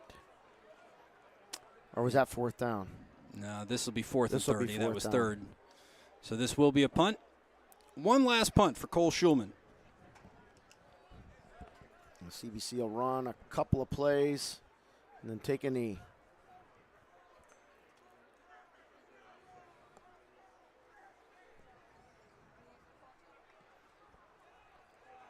Another good punt. Been some good punting tonight. Oh, AJ. AJ Matthews hands the ball to Lipscomb. He went back. He tried to field it, and he kind of second-guessed himself. He got on his knees. So Lipscomb's punt is recovered. They scored. They recovered an onside kick. They punt. They recover. So with 1:39 to go. Things getting just that little bit of interesting here. Start talking scenarios. I mean, you're still looking at a 3-score game here. So if you're CBC, no need to panic. I mean, you're looking at, the story where Lipscomb wins this. You got to punch this in very quickly. You're going to have to recover another onside kick, quick possession score, another onside kick. A lot of things still have to happen. CBC just needs to play defense. Make them eat time to score this. They only got 1 touchdown left. And Snell's pass is almost intercepted. That's incomplete. Vion Cothran almost iced the deal for us. Intended for TJ Briggs. Broken up by number 6, Vion Cothran. So Cothran with the intervention. With 1:32 now remaining. 2nd and 10 for the Mustangs. It does stop the clock, of course, on the incomplete pass. Who else? Patterson's right next to Snell. And it will be Patterson. Cuts inside, and that's going to be down to about the 6-yard line, which sets up a 3rd and short. So the Lipscomb punter, getting some key information here late, is the son of an NFL punter and also trained at the Australian Pro Kick School. Is that Schulman? Cole Schulman. Schulman? I know a thing or two about punting. I don't know anything about punting. That is courtesy of Aiden Ludwig, 2023 grad Aiden Ludwig, and that's a touchdown. That is a touchdown. So Patterson gets the touchdown that, frankly, he deserves as he punches it in from 6 yards. Thank you to Aiden for the research. Well, he works hard and does a lot of scouting and stuff like that for Lindenwood University, where he's a student and also works in their football department, does football operations work for them. And Aiden is a sports fan if ever there was one. Oh, yeah. Going for 2. Big Boston fan, though, so we won't talk about his professional sports preferences. But thanks for listening, Aiden. That's Snell and incomplete. Nothing there. Bliven's trying to say he was held, but not going to win that argument. So with 55.1 to go, it is 37-23. Mustangs 23. So a little bit of late game drama here for the Mustangs. You've got to imagine, I mean, you might as well try another one, I guess. Well, yeah, 55 seconds left, but now you're in a position where you gotta get this one. You gotta score quick. You gotta get another one. And, you know, best case scenario, you're looking at, you know, if everything goes perfect, you're looking at maybe 20 seconds left in the game. If everything goes perfect. Hands team back out there for CBC. And that missed extra point, that 2-point conversion is curious because now they're down 14. I mean, they need 2 touchdowns and they need to make their extra points just to tie it. Whereas had they kicked it, they only needed the 2 touchdowns. I'm not fast enough to do the math this late in the night, late at night. Usually we're out of here because we're playing at 6 o'clock. So It's not like your workday started 14 hours ago, Coach. you know. Cy Pepper, the second onside kick, does exactly what it's supposed to. It bounces. And another loose ball. This time CBC is able to recover. I think that was Jaden Key. We're waiting for that ball to get 10 yards, but it's traveling at a speed where you just need to go get it. You know, if you know it's going to go 10 yards and you got a shot to get it before it goes 10 yards, then go get it. So good recovery by Jaden Key. The Cadets take over with 55.1 to go. And you have to imagine it's going to be a steady diet of knees. Yeah, and you're running. Only question is, who gets the honor of kneeling the way to victory? It's going to be McGinty. So McGinty out with 55.1 to go, and the Cadets are going to come away from this one winning 37-23 in what has been a very good performance from CBC. It was testy early on. You got a couple of big plays. Lipscomb didn't. And then from then on, CBC made a few adjustments and kind of ran away with this one despite the late drama. So good performance for CBC. I think you take a lot of positives away from this. Yes.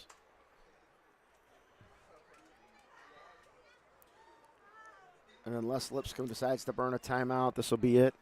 I can't imagine they will. And really, they're not supposed to be engaging on these knees. When you commit to taking a knee, you're supposed to just kind of you take a step just to see if something weird happens, but you don't Yep, and that's do a whole lot. Sportsmanship you want to see. The hugs and helmet pats out there at midfield, and that is going to do it as the two teams go out to shake hands, congratulate each other on what was a well-contested game. Cadets are 37-23, your final score. The score is probably a little bit more indicative of the way this game was played, to be honest with you. Yes, at 37-23. Yep. Yeah, I mean, the way the score ended was probably a little bit more of the way this game went. 37-10, 37-7 was not, or 3 was not, you know, Lipscomb played way better than that. Scoring summary for the game. In the first quarter, the only score was a 39-yard touchdown run from Nick McClellan with 3:16 to go, made it 6-0. No extra point on that one. There was a field goal at the start of the third quarter that made it 9-0 from Chance. That was 36 yards.